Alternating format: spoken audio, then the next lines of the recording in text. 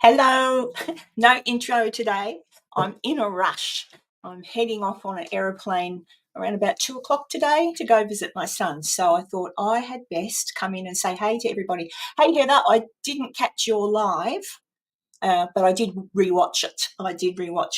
And I saw the look of terror on your face when Betty asked you to share her Trump short.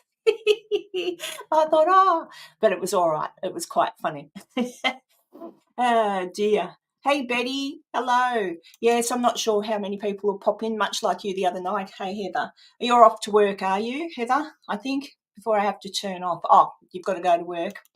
So, yes, you work too hard. Hey, Glenda. Hey.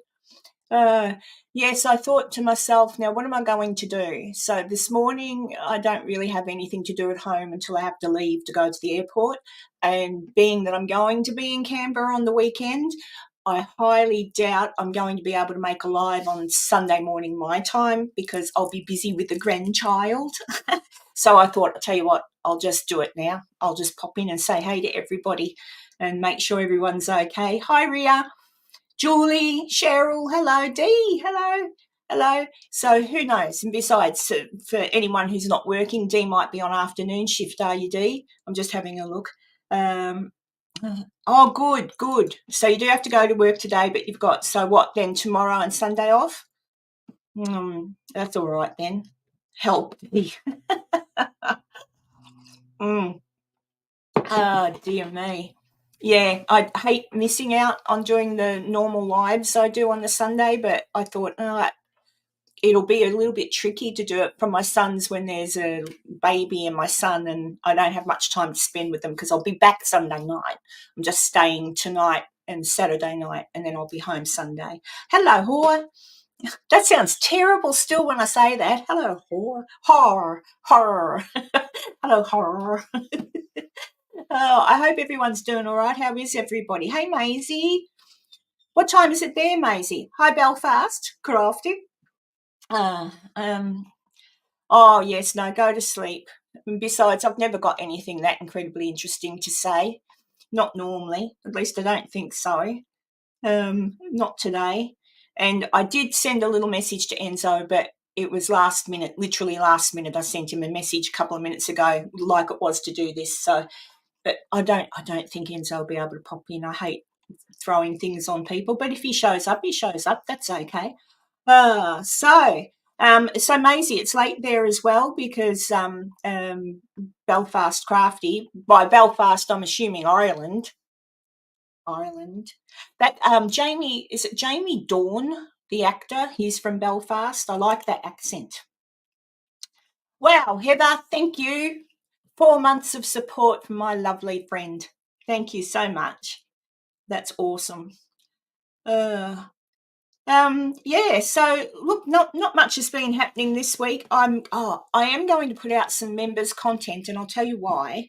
I'm currently making a video. I'm on the finish. I'll be able to finish that at my son's because I can do that of an evening.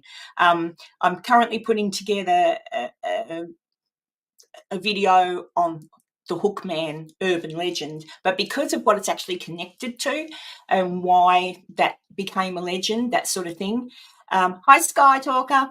Dr. Deb, hello. Going through the cases that are linked to, it's kind of, obviously urban legends come from somewhere, right? So this one did come from somewhere.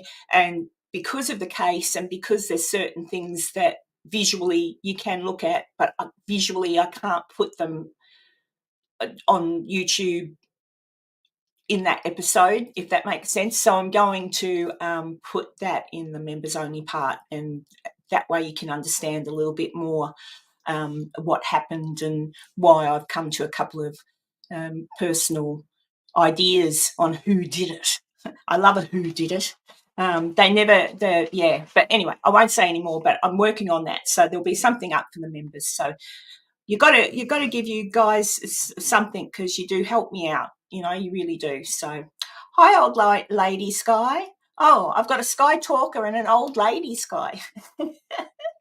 Oh, dear. Who am I missing? Anybody? I don't like to miss anybody when I'm chatting. And Sky's been a member for 3 months. Look at you go. Yes, I know, Heather. I know. Like I say, I'm getting quite interested. I'm a bit bored with paranormal investigating at the moment. I still like watching certain people. Still like watching certain content, but I'm beginning to think, after how many years have people been doing this? Oh gosh, how many years? I don't know. But it's kind of like no one's really coming up with a different way of looking at it. I think I am. So I'm working on that.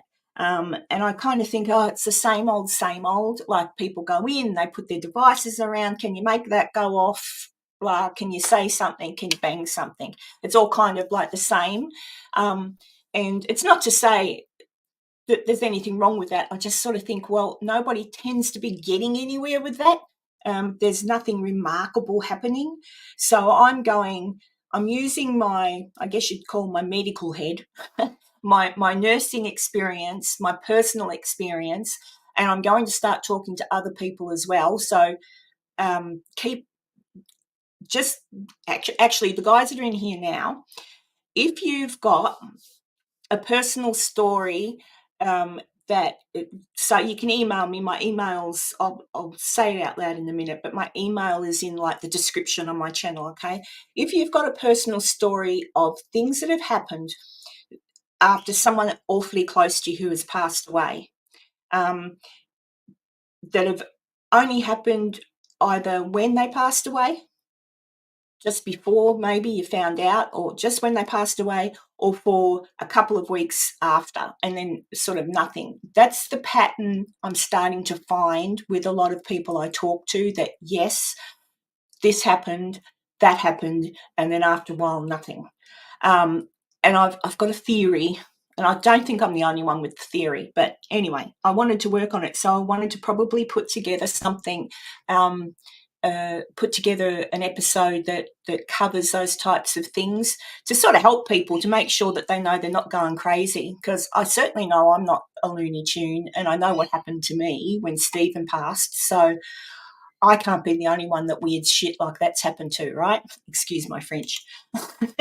But there you go. So, yeah, so if you have got anything like that, feel free to write to me in my emails, and I'll be able to, and I may even reach out to you and ask you to talk to me, because, yeah, I'd like to sort of look at that side of things a little bit more.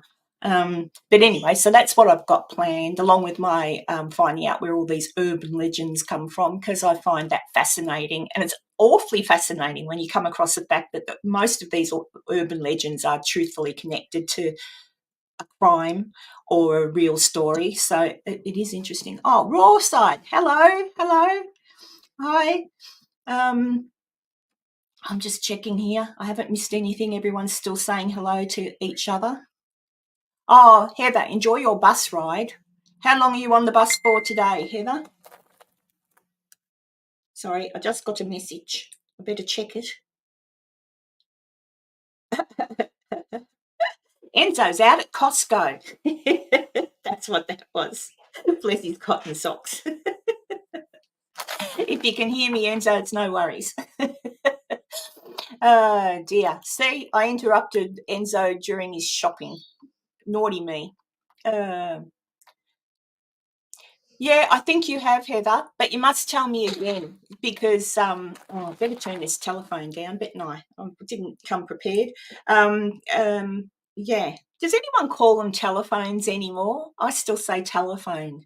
I sometimes say my phone, but usually I say telephone. It shows you my age, doesn't it? Yeah. Yeah, no. 20 minutes. Okay, Heather. Ask him to grab you some protein bars. He's got Enzo's got a popcorn he likes to eat, black pepper popcorn, and he told me what the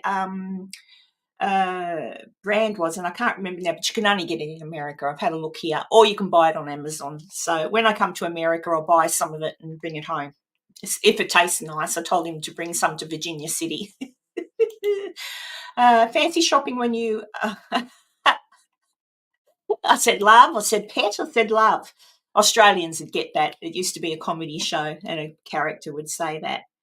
Oh, thank you, Cheryl. Thank you again. You're all awesome.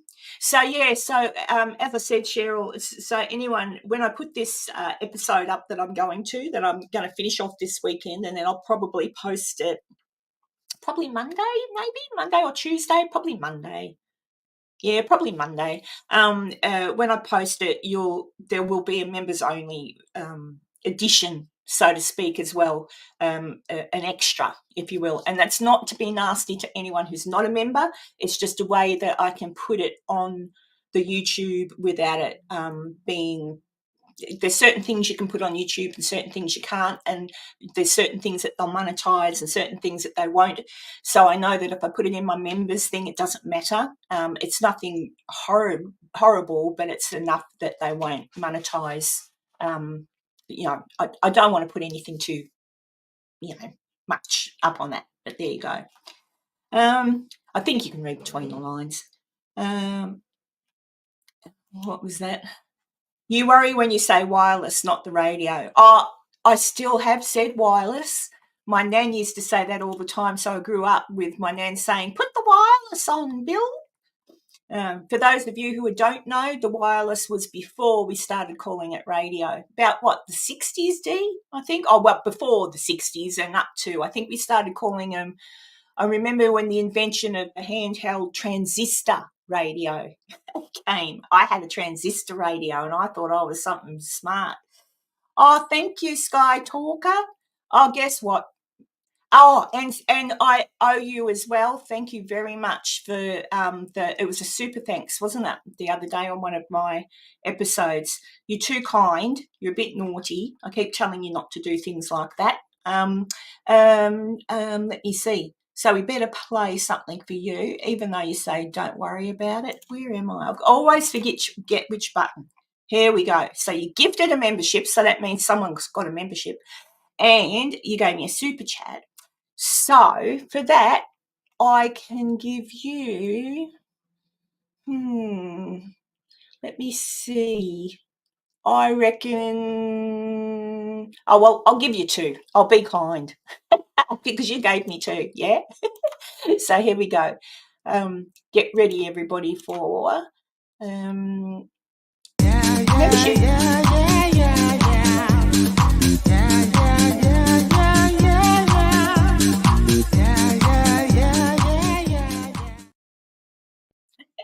And one more because you did give me the super thanks. I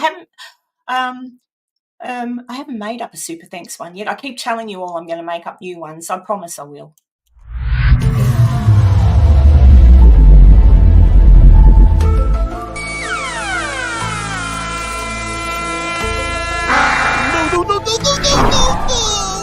No, please.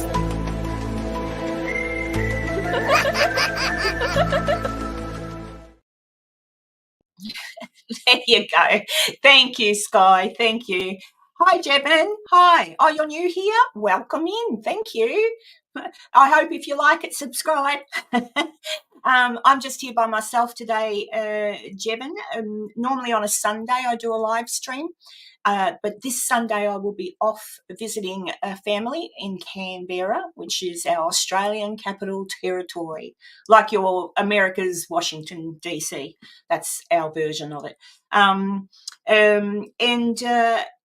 I will be hard pushed to do a live on Sunday, being that I'll be with family. So I thought I will do it today. And that way, Sunday, people can just look back at this if they want. And my co-host, Enzo, is out at Costco shopping at the moment because I dropped this. I just honestly only decided to do this about 30 minutes ago, didn't I, guys? So welcome in. Hi, Jevin. Do share about yourself if you like to. Hi, Limestone.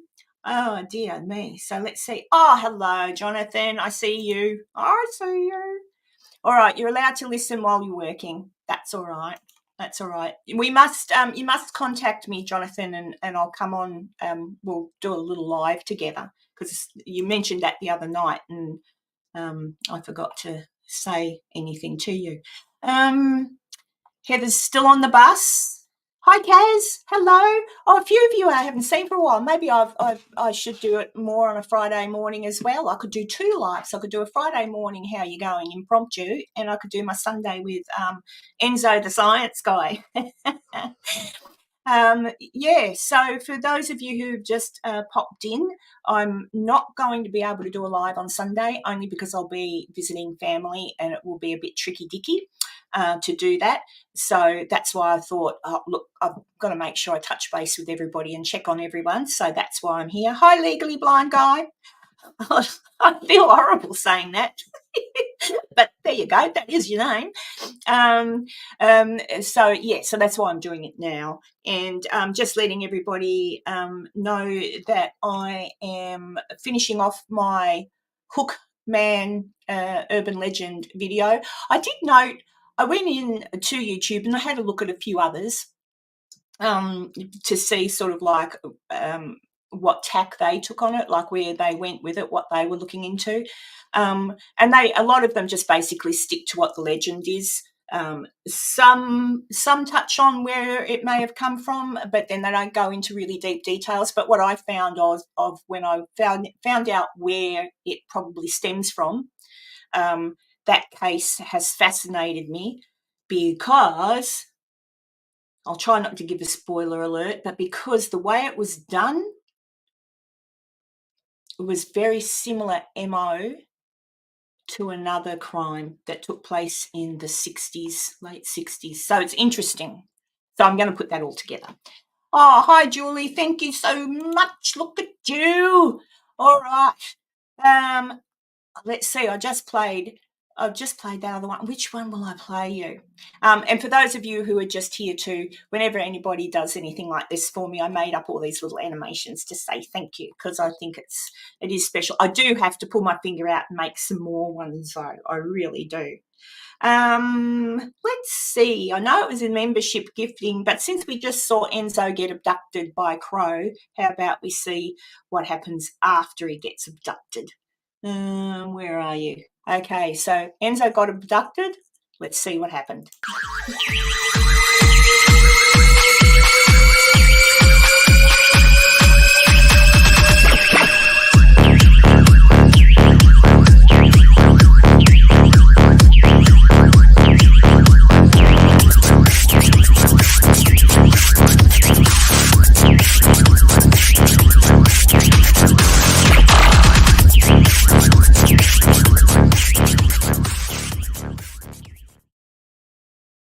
There you go. Thank you so much. Oh, golly. Let's see. Thanks, Dr. Deb. I do enjoy making them. It's kind of like a good stress relief. I'll just get in there and make them. Yeah, that's my son's music too, Sky. I've got when he was younger, he wanted to be a DJ, and so his nickname was DJ Scuba. So you will see sometimes if you have a look at the very end of my videos, you'll see a picture of Stephen on one side and me on the other, and then I say music by Stephen Scuba. So I use his music as much as I can in different things. I've actually I've got rid of my other opening, my she's doof doof paranormal thing. I've got rid of that. I've decided I'm not a fan of the AI stuff anymore. It all sounds the same. So I just took Stephen's music and visual, and I've just made a visual intro with that on it using his music. That way, he's a part of my channel, even though he's not with me anymore. I'm sure that if he was with me and I said, Stephen, make me music, he would. And he has, technically. So there you go. So that's where all that boof, boof, doof, doof music comes from. Let's see. Hey, Glenda. Yeah. All right. Yeah, so that's where I'm at and that's what I'm doing. Anybody got anything they want me to talk about? Anything happening that you're interested in this week that I might have missed? Oh, hang on, Dr. Deb. Sorry, I slipped one. Doof Doof, have you heard of D9? He makes free music. No, I haven't, but I'll have a look at him. Oh, excuse me. Yeah, I find the annoying thing for me is when I make my videos, the editing programs I use all say, because you're paying to use, like I pay to use the editing program, Canva is one that I use, and it says, there'll be no copyright strikes or anything because all the music in here the artists have given permission to use. Beaut, great. Every time, without fail, doesn't matter. I'll load my video up, and it could just be a snippet, like literally like not even 5 seconds of music that I've used for whatever reason, or in the background where you can barely hear it. I get a copyright and it says, this doesn't affect your channel, but they've claimed the music. Then I've got to write back, and it's a process. And then you say, no, I pay to use this, and that's part of that, and here it is. And then they drop it, but it's still annoying because it's supposed to be linked. When you do that, you can link the program to YouTube, so it automatically fixes it, but whatever. You do lately, don't you? I did. I caught about. I was pretty tired, and I felt. Honestly, not because of your beautiful personality, but because I was knackered. I started to watch you live with Dawson, and I fell asleep. So I apologise, but it was on. It was playing, so I would have given you some watch hours. Cheryl, are you investigating? Oh, you mean when I go to America, Cheryl? Well, when I go to America, I am going to go somewhere. Enzo, what are they called? Struth. It's not in front of me. There's caves. They're famous caves about an hour out of Reno that historically giants were walled up in the caves by the native the native Indians or tribes, or whatever the politically correct term is. They walled them up and set fire to them. They're caves. They've got a name. Maybe someone in here will know what I'm talking about. But I said to Enzo, because he knows where they are, I said, right. I said, we're going there. You're going. He can drive and he can take me there. So I do intend to go to those caves, and hopefully there'll be no one around, just me and Enzo. Maybe there might be someone else who might want to come too. But yeah, I definitely want to go to see those because of the what they're linked to historically for the Native Americans. So I'm super interested in seeing that. Let me see. What's Heather saying? I'll be investigating alone in the first instance, then bring along other people to see if we can get some responses. Oh, sorry, Cheryl, you weren't talking to me. You were talking to Heather. Oh, well, I answered you too. There you go. Pay attention, Karen.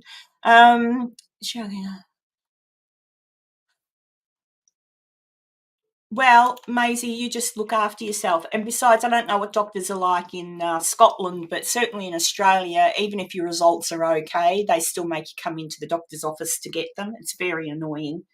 I mean, I know they've got to make their money, but honestly, you've had your blood test. If the results are fine, there should be just the nurse should be able to tell you. But my particular clinic, you've got to come in and see the doctor.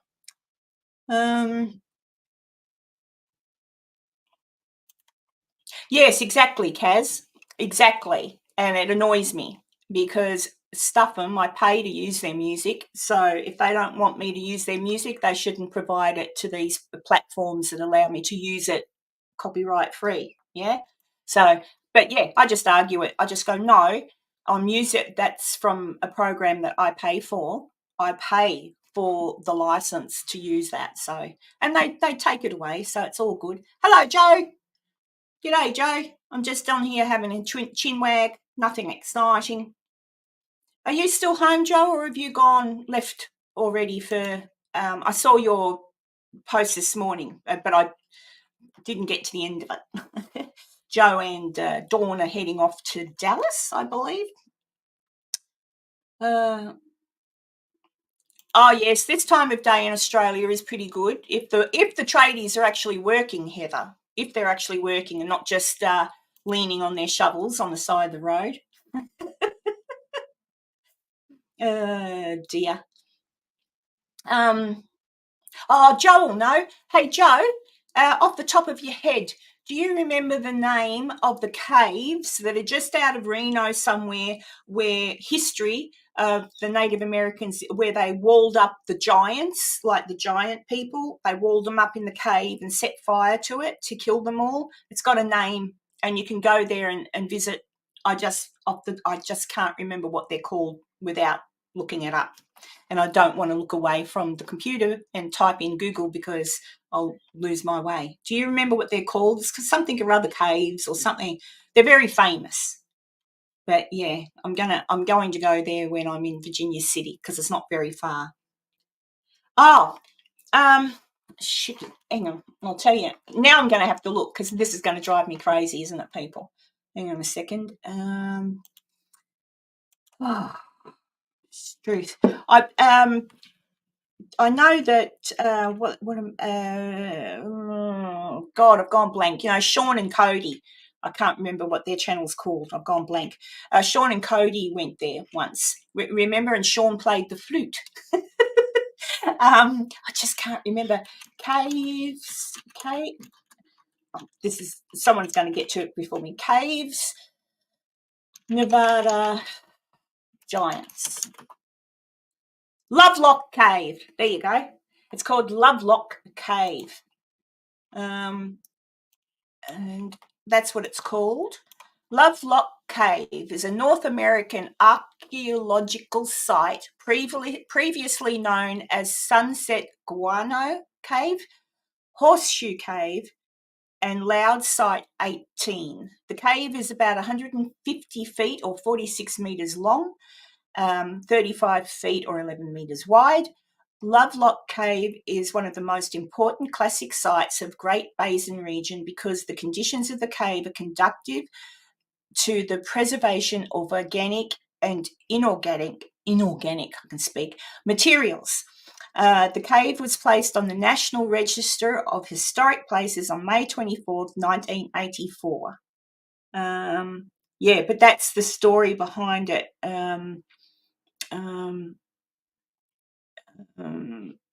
I just can't. Oh. But anyway, that's the story behind it. So there you go. Lovelock Caves. Oh, Karen and everyone, I'm nearly where I need to be. I shall bid you all adieu. And remember, keep smiling. Everyone will wonder what you've been up to. Indeed, yes. Have a good day at work, Heather. Oh, dear me. Yeah, Lovelock Cave. That's where I'm going to go because it's quite historically speaking. You know me in history. I think that's what I love the most of all. So that's one thing I'm going to do while I'm in Virginia City.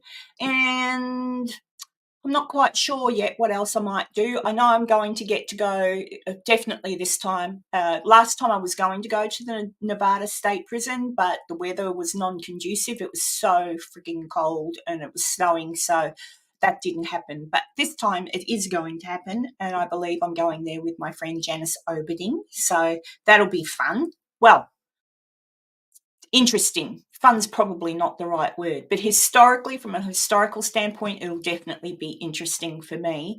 From a paranormal standpoint, well, we'll see. Janice tells me that odd things have happened there, so we'll see.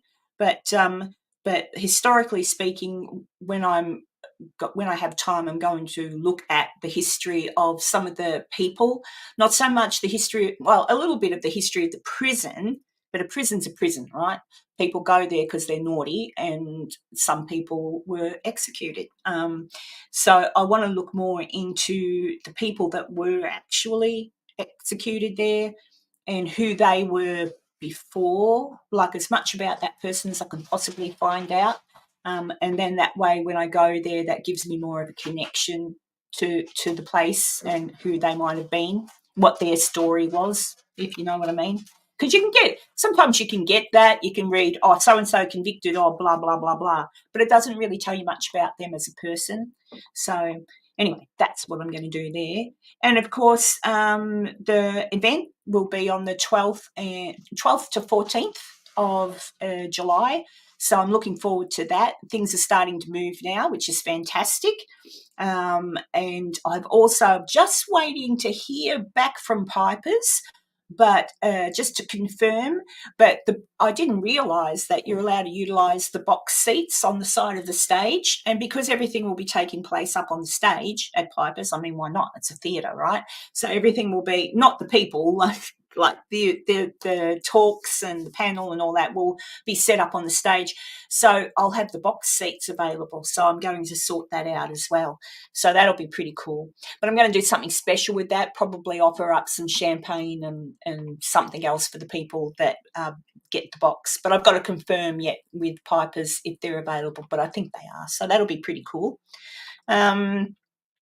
And I'm going to ask, I don't reckon I'll be allowed to, I'm going to ask if I take a sleeping bag and a pillow, can I sleep over at Piper's? They'll probably go, no.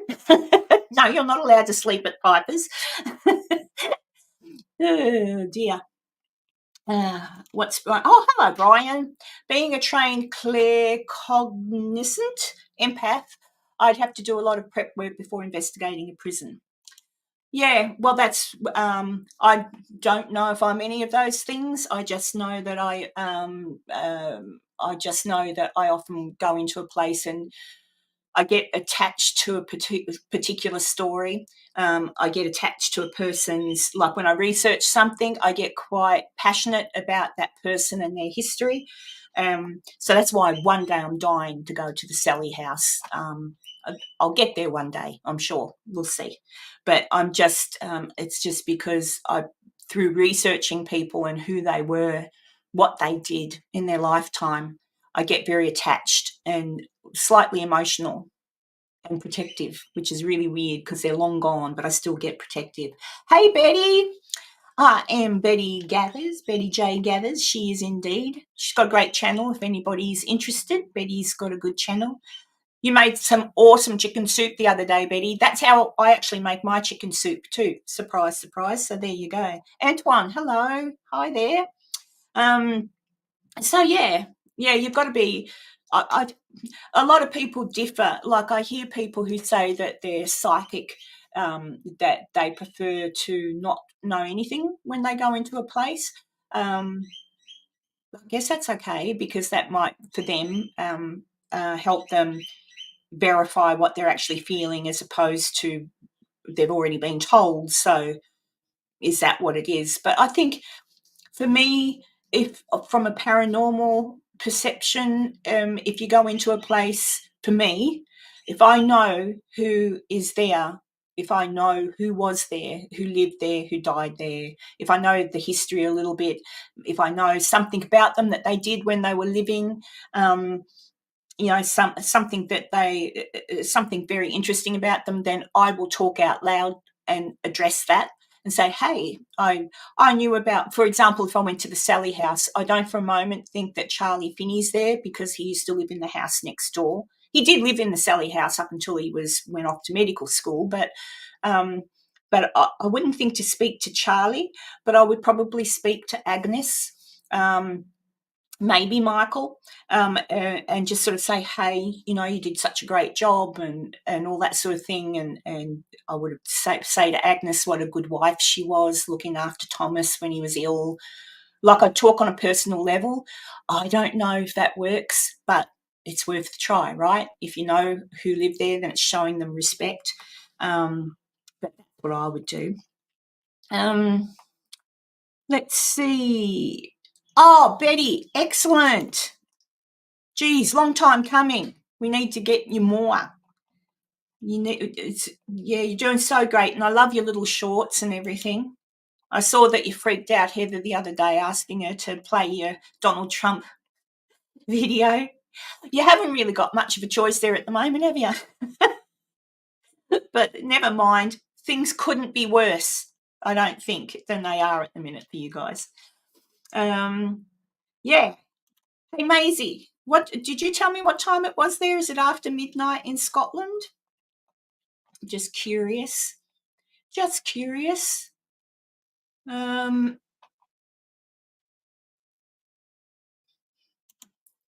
Oh, thanks. I don't know that the chat meant too quick. When people book the Sally house, they do send back an email to let people know that Sally never existed nor lived in the house. Oh, excellent.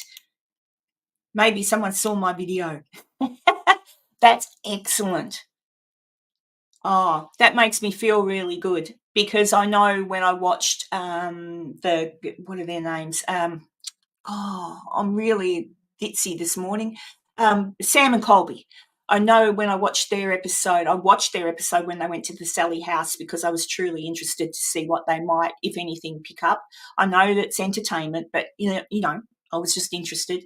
And the woman who let them in and gave them the keys was part of the people that you write to. It's got a name. It's part of the county because it's county owned and run now, I think. I could be wrong. But she was there and she gave them the keys and she gave them the talk and she mentioned Sally and the story. And I thought, Jesus Christ, no, what luck have you got if the person who's actually giving you the keys for the place is telling you the BS? So maybe they got rid of her. So that's not a bad thing. Enzo was at Enzo. This was off the cuff live because I'm going away. For those who've just tuned in, I'll repeat myself. I'm going away later on today. I've got to catch a plane to Canberra to my son's house. I'll be there for the weekend. Spending time with him and his wife and my grandbaby. And because of that, I won't be able to do a live on Sunday like I normally do, Saturday night for you guys. So this was an off the cuff. I thought I can't let you go without listening to me blabber on for a while. And so, yeah, I literally only decided to do this about an hour ago. And I did send Enzo a message, but he was at Costco and he probably still is at Costco. So I told him not to worry. It's okay. But if you can't live without him, Ian, if you can't live without him,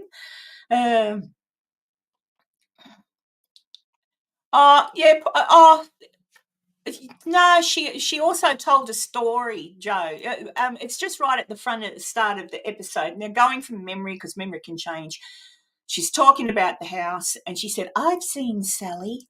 So she said she's seen Sally, and I'm like, "Oh, for God's sakes!" So yeah, I don't know. See, they probably made that ages ago because I think it still takes them probably 3-4 months or so to put out an episode, and I think that's an old one.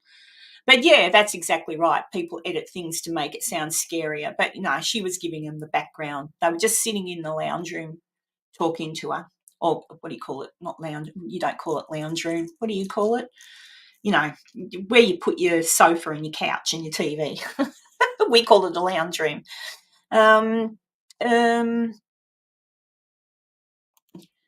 Hi, Ian. Yes, he is. This is a surprise live. And I'm happy I did it because I've managed to see, because Kaz was in here. There she is. Oh, you're going, Kaz. I just got through saying Kaz is here and she's saying she's going. Bye-bye, Kaz. Yeah, because Kaz is here and a few others. Oh, hello, Steph Rosa. The living room. Thanks, Joe.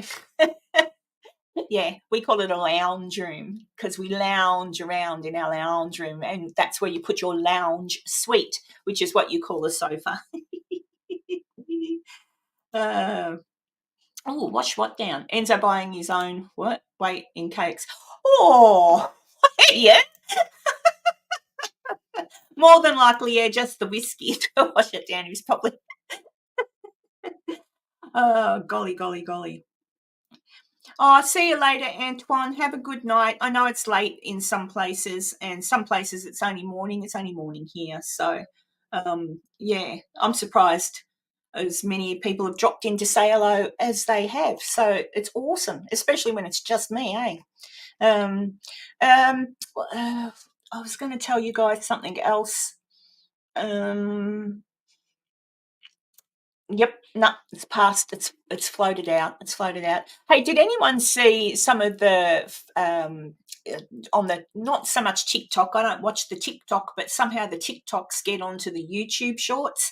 And I was seeing a lot of people had filmed the pretty sky thing, the aurora, and there was one, I don't know where it was, and they were up like this, talking, yeah, look at that, blah, yeah, look at that, and you see this thing just go behind the clouds. It sort of shot behind the clouds. I think it was probably a chopper.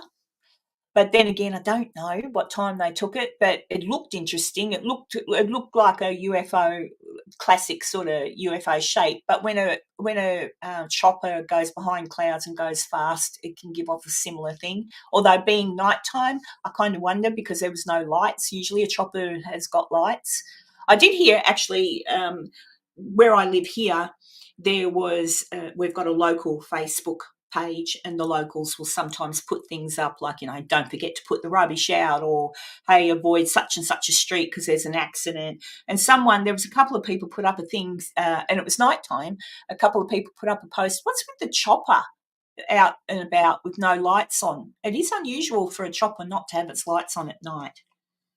But yeah, I don't know. Probably if you type in UFO Aurora, there'll be tons of things that come up. But that was the only thing I saw that was interesting. But again, looking at it from a logical point of view, it could have been a chopper. Like it could have been a chopper, and they just weren't expecting to see it. Do you know what I mean? Hello, Mitch. Welcome in. And Wisdom, hello. Have you been here the whole time? There you go. What was that? Oh, okay, that's an idea too. Although a bit no, I guess you have people, what do you call them? The people that direct the traffic in the sky, air traffic controllers. Yeah, so I guess you could probably turn off your lights because they'd know where you are on the radar. But yeah, you wouldn't want to leave them off for too long though. Stealth helicopters. Yeah, so I hope you all don't miss me too much on Sunday. Hang on, what's that? I recently discovered fake Jesus in the sky YouTube shorts. Amazing stuff. Fake Jesus. Oh, the clouds, when people say, oh, there's the clouds moving and stuff. Some of it's interesting, yeah. I think that's what you're referring to. I just go past those. I just flick. But yeah, you do see, I used to love as a kid, did anyone, I'm sure you all did it, you'd lay out on the grass and you just look up at the sky and play the game of what you could see, like, oh, I see a rabbit, or I see a pig, oh, I see a face. I used to love doing that with the clouds. I'm going to sneeze, I think. There you go. Done. Yeah, so not long to go now either for Virginia City. Where are we? It's the 17th now. Just under 2 months, so just under 8 weeks, I think, if I look at a calendar properly, to the event takes place in Virginia City. If anyone lives in the Reno or Carson City area or Las Vegas area, I don't think it's very far to drive from there either. Check it out. But yeah, so I'm getting excited about that. And I'm especially excited to find out whether or not the box seats are available for people to sit in at Piper's, because that'll be cute. I'll make that really cute. Some champagne and maybe even some hors d'oeuvres for people to sit there. Snacks. Oh, thank you. Thank you, Jaya. Thank you, Glenda. Oh, dear. Oh, Charlie Brown, I saw a rock in the clouds. Yeah. Oh, hi, Julia. You'll be off soon to Alaska, won't you? North to Alaska. Is that an Elvis song, North to Alaska? Or is that another person's song? There you go. See where my brain goes? Yeah, so I'm really looking forward to the Pipers Opera House. I'm looking forward to it a lot. And while I'm there, I'm still going to, as I said before, I'm going to try and get to the Nevada State Prison. And there's a few other things that I want to do. The Delta is open again. Oh, well, it's not open right this second, but it's been sold. The Delta Saloon has been sold. It has a new owner. My friend Janice went in there the other day and she filmed a little bit. They're busily fixing it up, making it look nice. The suicide table is back in there where it belongs because that's where it came from, and then they moved it from there over to the Bonanza, but they've put it back now in the Delta where it lived, where it was originally placed. So that'll be really cool to see. And from what I can see, it's looking fantastic. So that'll be the first time I'll go into the Delta and have a good look around. Yeah, I'm excited for that. What else? Yeah, just excited all round. Oh, hi, Shape. Dropping in to say hello, hitting that like button. Hi, Cheryl and Julia. Hey, Shape, have you, have you put a video out yet this week? The Shape, for those of you who don't know, a couple of weeks ago was pretty crook. He was pretty sick, but he's much better now, and he's doing his thing again, which is good. Yeah, he's doing his thing. But there must be, because I watch everyone you put out, Shape. I never miss them. I always look forward to them. They make me laugh. I know sometimes the Shape tries to be pretty serious about certain subjects, and he is, but he still manages to give me a good laugh.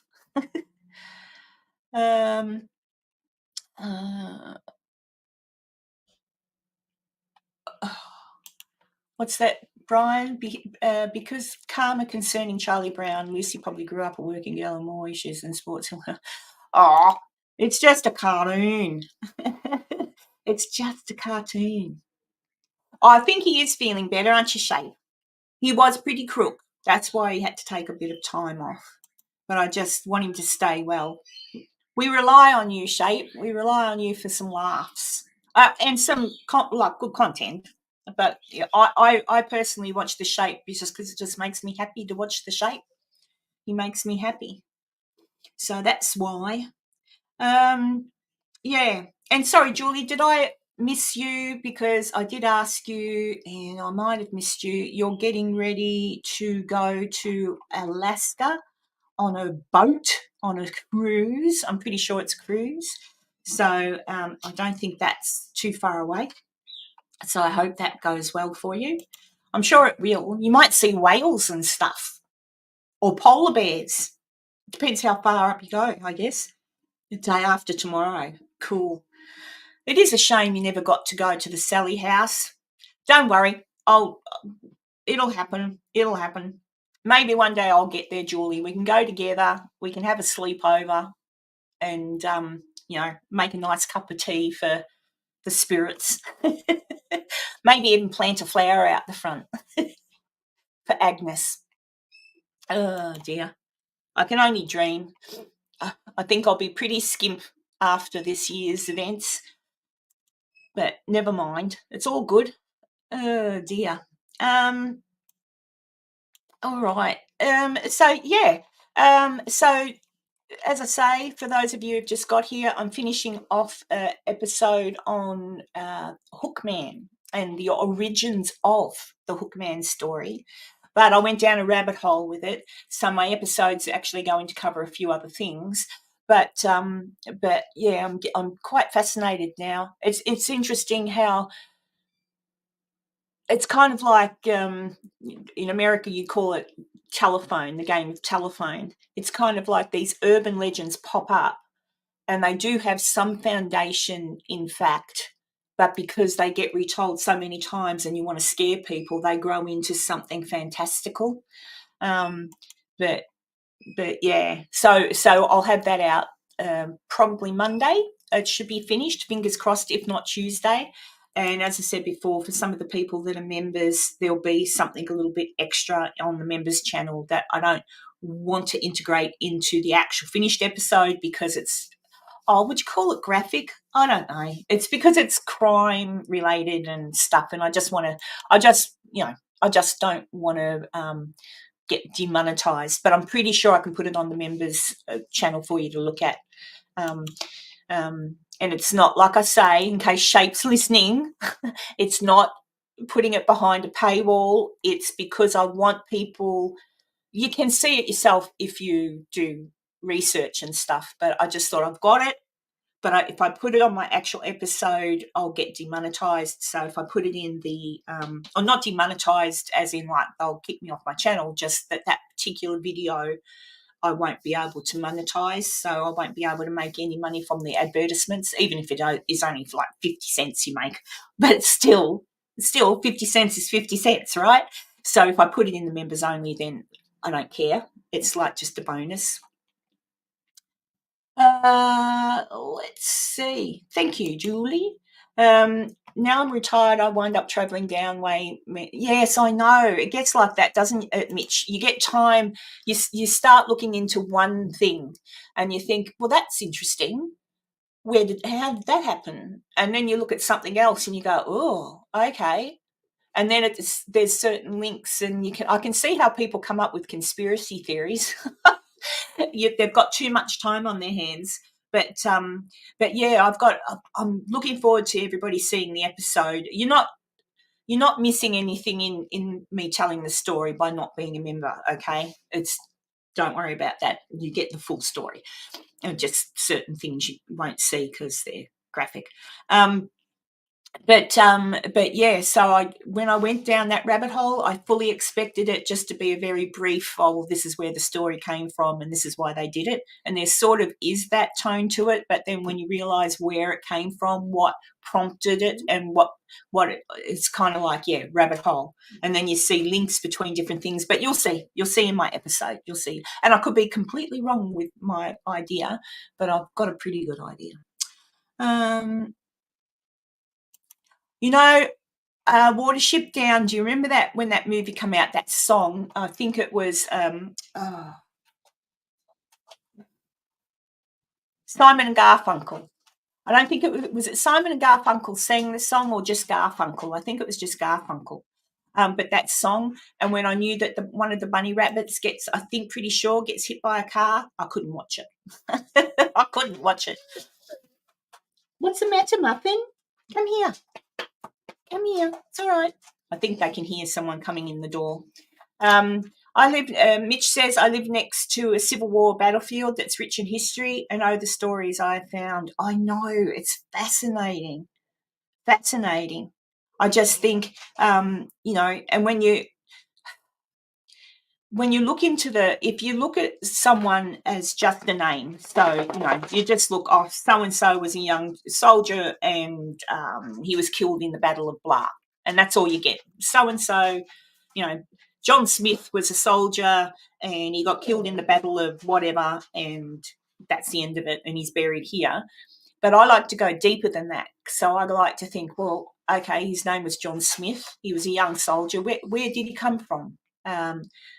Who was his mum? Who was his dad? What did he do for a job before he joined up to fight in the Civil War? Did he have a sweetheart? Did he have a wife? Did he have children? What did he do before he was a soldier and got killed? Like, that's what I mean. I like to know who they were, and that's why I haven't done it for a long time, but that's why some of my very early episodes where I go to cemeteries. I don't go to cemeteries to look for ghosts. I'm not, no offense to anyone in here who does, but I don't, because I find that disrespectful. I go to the cemeteries to look at the headstones, and I take photos of certain headstones that are of interest to me, and then I come home and I research that individual. Sometimes you don't find anything, but sometimes you get a delightful surprise, like you'll type in someone's name and you'll do a search and all this information comes up about them, and it paints a picture of them as to who they were when they were alive. And I find it's kind of a way for me to bring this person back to life and learn a little bit something about who they were, and trying not, because everybody, how many human beings, how many people just don't even know who our great-great-great-grandma was or something, who were they, what did they do? Some of us don't even know that. So and that's why I like going to cemeteries, and I see the stories and I try to find out about as much as I can about that individual. It was Garfunkel, yeah. Oh, yeah, it's a sad song. I don't like it. What's Mitch saying here? Lots of families split by the Civil War, brothers opposing sides, fathers versus sons. Oh, I know. A terrible, terrible time in history. A very, very terrible time in history. I was always fascinated by the Civil War. I think because when I was younger, there was a show on TV called North and South. Patrick Swayze was in it. I don't know how old I was when that came out. It's a long time ago.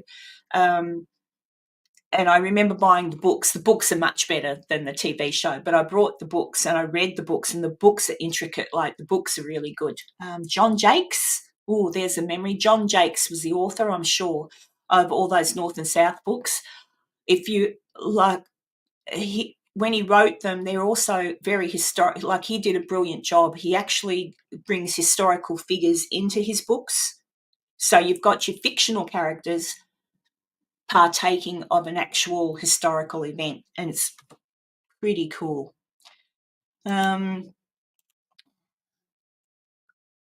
Oh, thanks for watching that. Yeah, the Tu Wong one. Yeah, Tu Wong Cemetery was interesting. There's quite a few interesting cemeteries around here. I went to those at night time only because I'd only more or less. It's been in Queensland about a year, I guess, maybe just a little bit over. But I don't know too many people, or I didn't know too many people at the time, and I thought, well, I might as well get a tour of the cemetery by someone who knows their way around and the interesting stones and all that sort of thing. So I did go at night time for the nighttime tours, where they talk about the ghosts and the ghost stories. But I wasn't so much interested in that. I would kind of tend to wander off and just take some photos of different stones, which that's what I found more interesting. So yeah, I'm glad you liked watching that. Thank you, Stefrosa. Let's see, Brian. What's Brian saying? In my town, there's a graveyard that dates back to the early 1700s, and there are actual pilgrims from the Mayflower buried there. They have a huge monument in memory. That's pretty cool. That's pretty awesome, actually. Let's see. You can make that argument. You came strike. Oh, I know what you're talking about, Mitch. Yeah, that actually made the news here in Australia back in the day. Hello, Bad to the Bone. How are you, little lady? Yeah, I saw your little goodies bag the other day. I watched the episode. I thought, what the hell's going on? But it's all right. You put me back. I had some form of relief at the end of the episode that you hadn't been purchased. I thought, oh no, but it's all right. Dear. Gosh. I thought, far out, don't tell me. But no, it's all right. You haven't been bought. It's easy to buy, people, isn't it? Bad to the Bone. It really is. It is. But not you. So good. Stick to your guns. Mind you, I am with you on your. If anyone hasn't seen it, Bad to the Bone popped out. Very good clickbait. She popped out a video just the other night, wasn't it? About, I can't remember how you titled it now, but basically along the lines that Satori, the tap dancing twins, Satori had it kind of read like Satori had handpicked some special gifts just for her. And I thought, what? I'm like, what the hell? And then I watched it, and I do actually hope that she does concentrate on that. My sentiment is with you on that one, to move away from the tap dancing and just stick to something that's legitimate. So yeah, I'm with you on that one.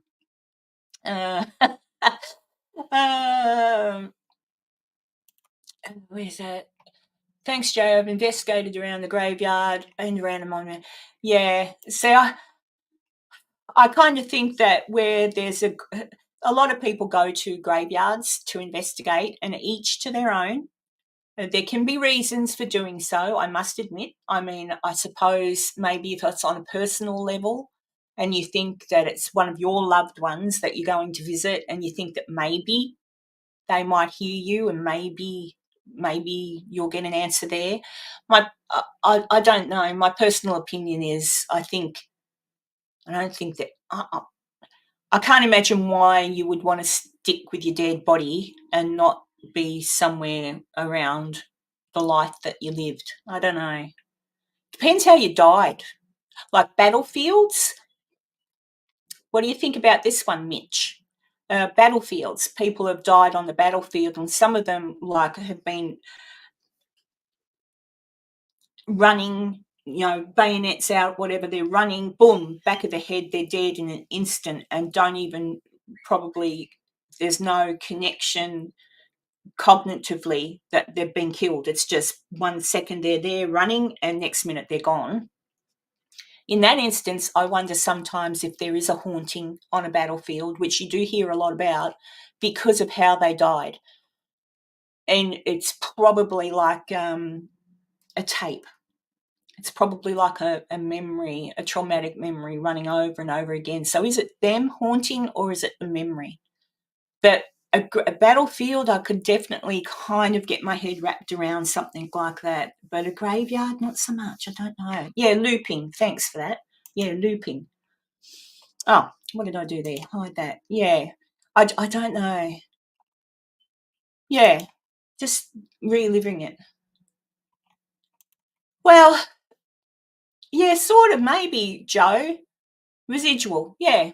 It's just residual. Like, they're not really there, but the memory of what happened to them is. So it's not an intelligent haunt. It's not like a body.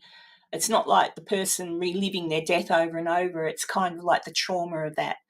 That I can definitely get, absolutely. Because that'd be like, even when I think about my boy Stephen, when he was killed that day, I hope to almighty F that it was instant.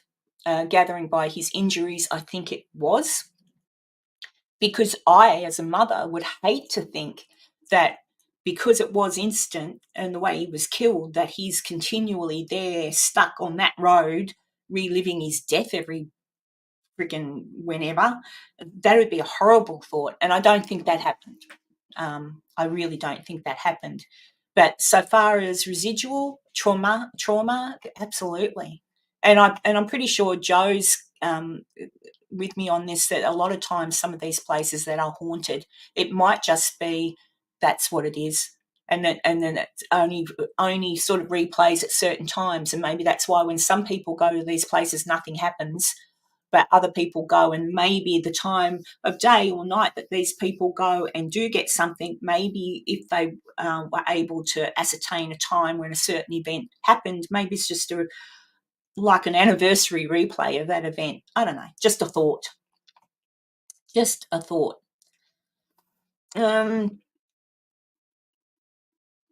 if I had one close to me, I would be all over what, Mitch? What did I miss? That sounds a bit cheeky. Yeah. Yeah, I don't know. Anything's a possibility, really, in the world of paranormal, isn't it? Dee, stone tape theories, that sort of thing. Well, yeah, post-traumatic stress disorder. Like, when you think about humans, like I know a lot of people that have been in situations, returned soldiers, where the littlest thing, like PTSD, is a shocker. It's not something that you'd wish on your worst enemy, really. It's not. So if it can happen with the living, who knows what the hell happens. It's okay, Mitch. I understand.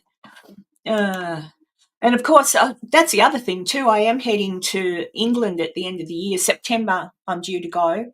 I'm going to actually try and I must contact her, my friend MJ, the one who is doing the thing that I'm going to in England. She does stuff everywhere. Oh, excuse me. She does stuff everywhere in America as well.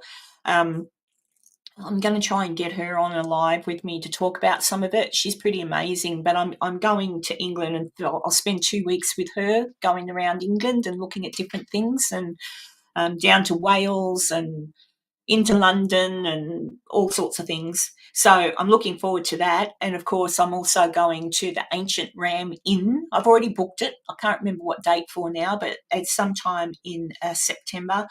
And I do believe he's still coming with me.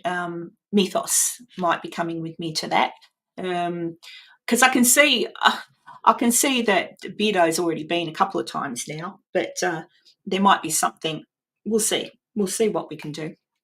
Yeah, I'm looking forward to it. I'm going to sneeze again. Sorry. Yeah, I'm looking forward to it because obviously my ancestry, goes all the way back to Ireland and Scotland. So that's where my ancestors come from, primarily. So, that's what. Oh, thank you, Bad to the Bone. Oh, guess what you get?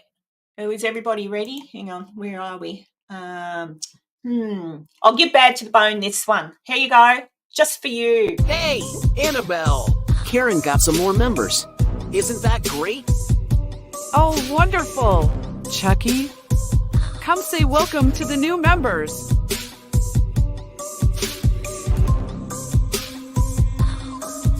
Hey, F you. Leave me alone, or you're toast. Chucky, that's naughty.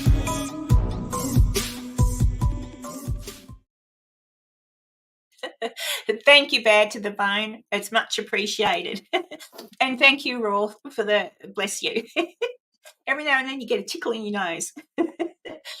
Yeah, I like making up those.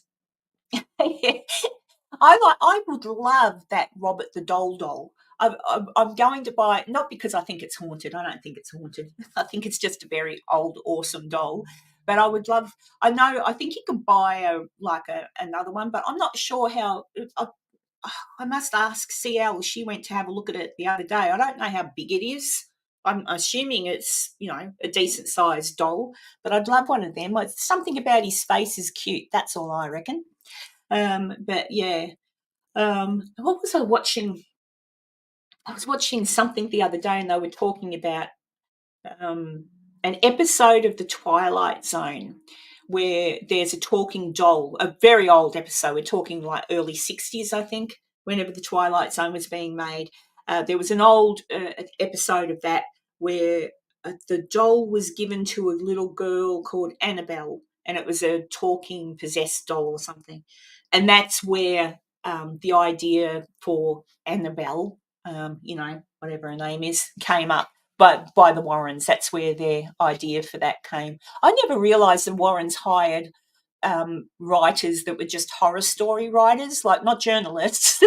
They'd hire horror story writers and say, "Hey, this is what we want you to write it."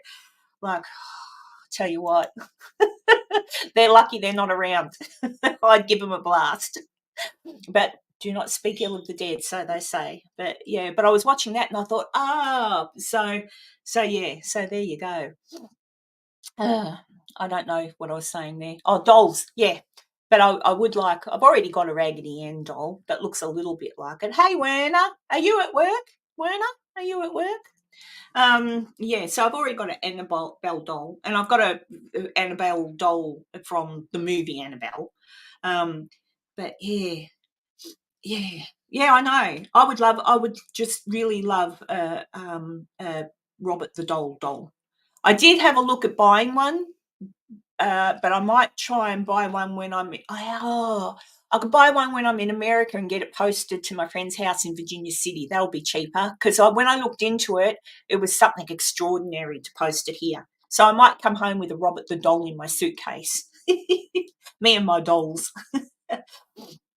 Oh, gosh. Oh, you're at work. Yeah, we talked to Heather while she was on the bus this morning, Werner. So she's at work now. So there you go. Yeah, so what else have I got to talk to you about? I don't know. This has been lovely. This has been a really good chat. Yeah, go have some dinner, Mitch, and yeah, look out for my next live. It'll be next week, or I might even look when I get home. I'll be home Sunday, but not till late. So maybe through the week, Monday, Tuesday, something like that, I'll pop on and say hello anyway. And I might try and get Enzo in with me as well.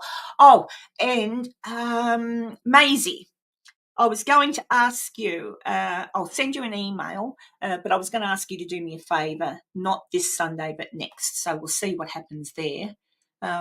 Let's see, get me one too. Oh, well, okay, Werner, I will. I can do that. I don't think they're really big, though. I think they're just like little ones. I don't know. I need to know someone who's been to the shop, like to the store there, because they'd know how big they were.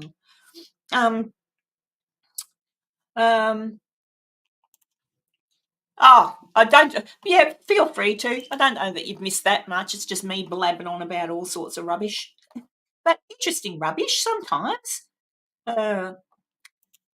Ozzy Osbourne blames Robert for a lot of bad stuff. If I were Ozzy Osbourne, I'd blame my lifestyle for a lot of the bad stuff.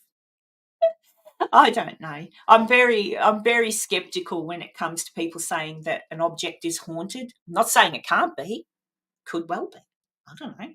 I watched Supernatural with Dean and Sam. I mean, it happens.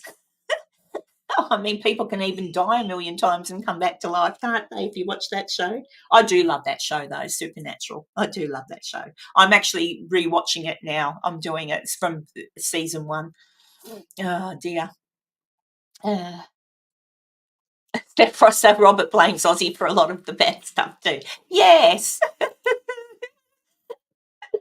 Oh, dear. Oh, okay, Dee. Yeah, I'll have a look then. Yeah, I do love Supernatural. Sometimes I used to think I wish it were real. I remember once when they started to do when the Supernatural went down the path where God comes into the episode, and God is a real, like, he's God in the episode is a real a-hole at the end. And I used to think to myself, I had a conversation once with the pastor at a Salvation Army church, or the captain, whatever you call him, and I said, well, it kind of makes sense. Like, if you're going to tell a kid to, Lucifer, if you're going to tell Lucifer to bugger off, he's not, you're not my favourite son anymore, you're a really naughty boy, bugger off, get out of the house, of course you're going to get trouble. I remember the pastor, where did you get that idea from? And I said, I've been watching Supernatural. Oh, dear. But there you go. It's a fun show. Jack and him brought a doll. Their trip just went bad after meeting Robert. Yeah, but I mean, I went to meet, what was the name of that doll, Dee, that I went to meet, the haunted doll? Oh, I've gone blank. The Australian one. Very cute doll. It's really like a puppet, like a wooden puppet. I've gone blank. There is an episode somewhere on my channel that's supposed to be the world's most haunted doll. Nothing bad happened to me. Well, don't think so. I thought it was really cute. It was a very cute doll, beautifully made. But I've gone blank now on its name. Australian doll. Let's see. All right. I'm just having a... Sorry, I'm just reading the messages. I haven't missed anything important. Yeah, so does anybody else want to ask me anything, or should I wind this up and get ready to go? Harold. Is it Harold? No, it's not Harold. I'm not sure. Oh, bloody hell. I can't remember. But it's an Australian doll. Yeah, if there's anybody who wants to ask me anything about, let's see. Well, I'm going to Virginia City in July for the event, so that'll be fun. And obviously I'm going to go and see a few places, including, I finally figured it out, Lovelock Caves. I'm going to go and see those, see if I can find any giant bones. I don't know. That was the story. The story was that the giant people were killing off tribes. So somehow they rounded up the giant people and trapped them in the cave, walled up or stoned up the cave, and then set the giants inside on fire. And apparently you can still see the scorch marks, so they say, from that big fire on the rocks outside. And that is how they got rid of the giant people that were killing their tribe off.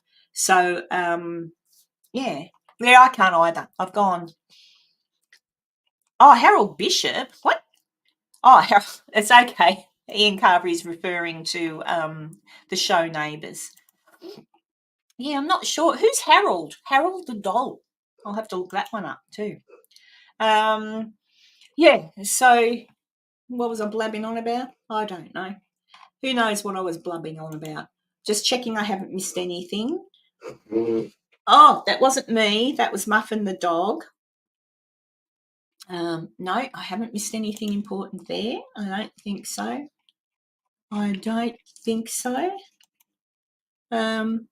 Yeah, I can't think of its name either. Someone told me about it. I think it was Loz from Oz told me about it, and then I went and drove and met him. Dr. Deb, your trip and event sound incredible. Can't wait to hear all about your experience and discoveries afterwards. Lucky to who get to join you. Oh, it's going to be fun.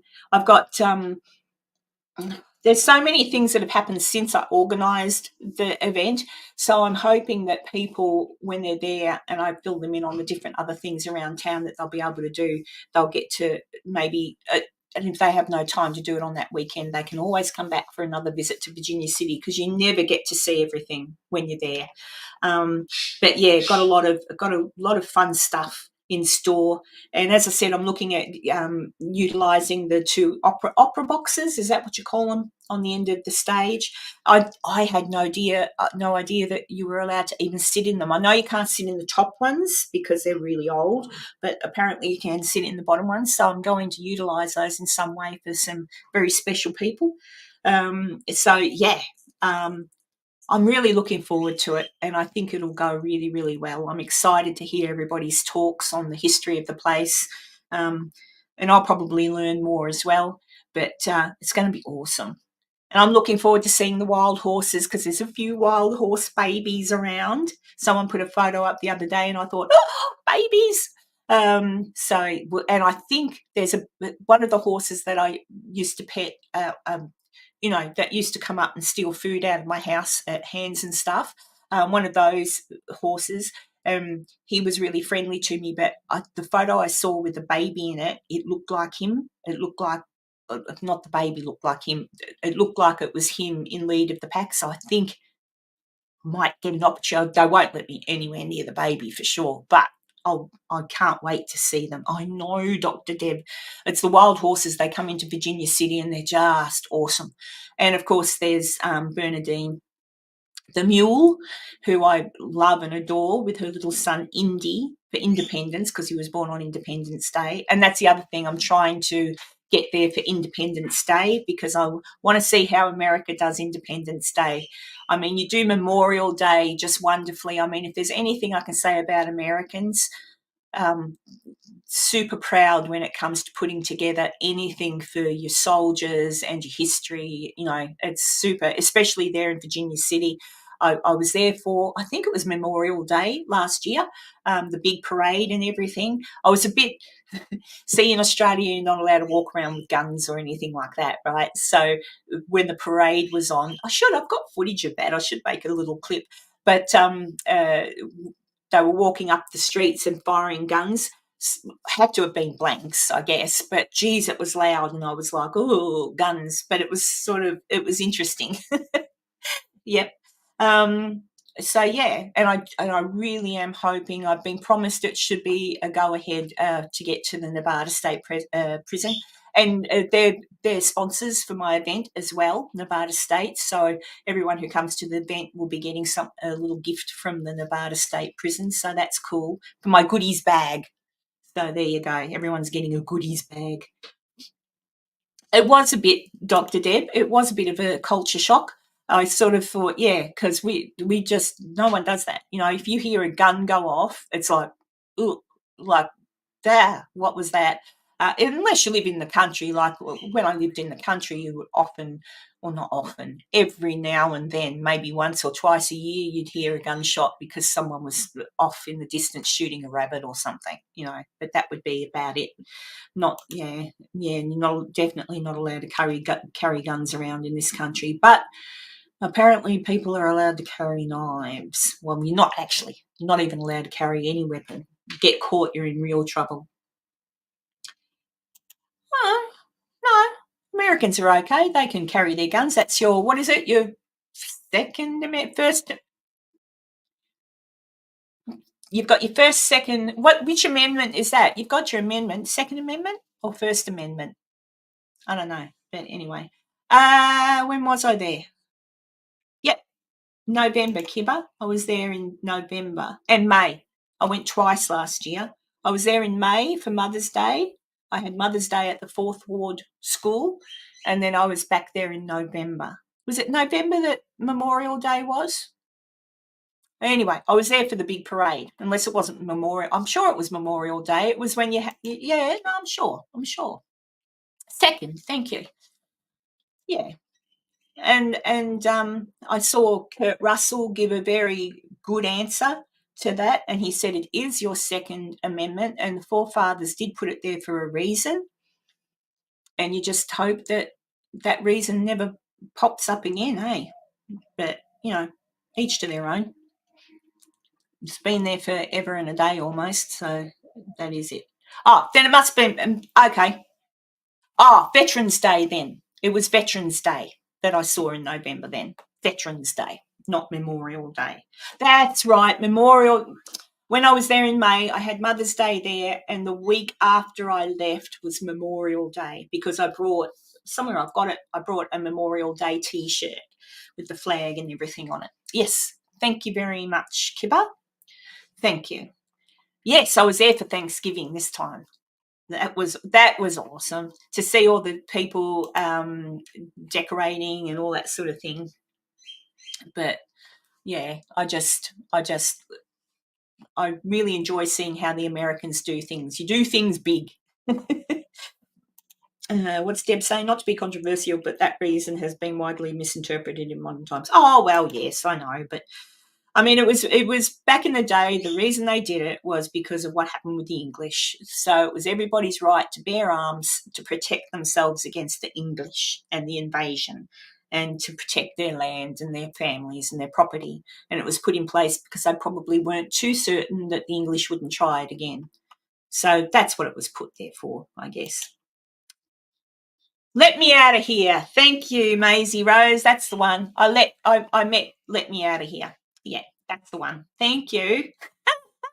It is ugly, but when you see it in person, he's carved out of wood, and his eyes, I don't think the eyes are made of wood. I don't know what, or they could be, but I don't think so. They're almost like, I can't explain it, like a marble.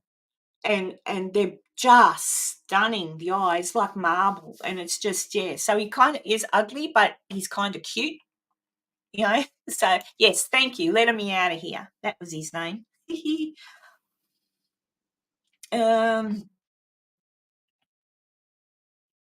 I have no idea because I don't know what he is up to. But there's nothing haunted about the doll. The man who owns the doll is absolutely adorable, and he and his wife used to own the doll. His wife passed away, obviously, but he's a very nice man. But is the doll haunted? I don't think so. I think it's just a very awesome old doll that you could become attached to because it's cute in an ugly way. It's ugly cute. Oh, dear. Let's see here. Veterans Day is Sunday, early November. Memorial Day is Monday, May. We do the biggest Veterans Day parade in Kentucky in our town each year. Yeah, Kentucky would do it good, wouldn't they? Yeah, the Veterans Day parade in Virginia City was huge. Tons of people lined the street. Well, you know what it's like. Obviously, the same in Kentucky. It was pretty awesome. You do your fallen soldiers well and your veterans well. Yeah, it was really good to see. Let's see. The history around that is actually the history around what, Dr. Deb? The writing of the, what's it called again? Thing of Independence. I've gone blank. Let's see. Yeah, so there you go, guys. Well, what do you reckon, guys? I've been on for an hour and a half. We've had a pretty good catch-up. Talked about quite a few little things. I got it. Declaration of Independence. There you go. See, I do know. I used to, when I'll tell you funny, Oh, it's not a funny story.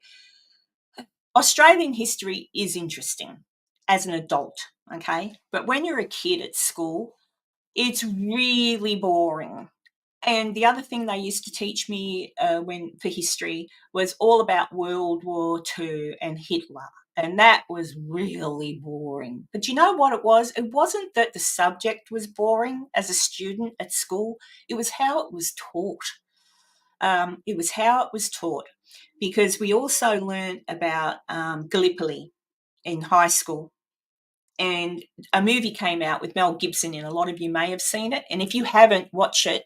It's an awesome movie. It's older, and Mel Gibson is super hot in it. He's not hot anymore, but in that he was gorgeous.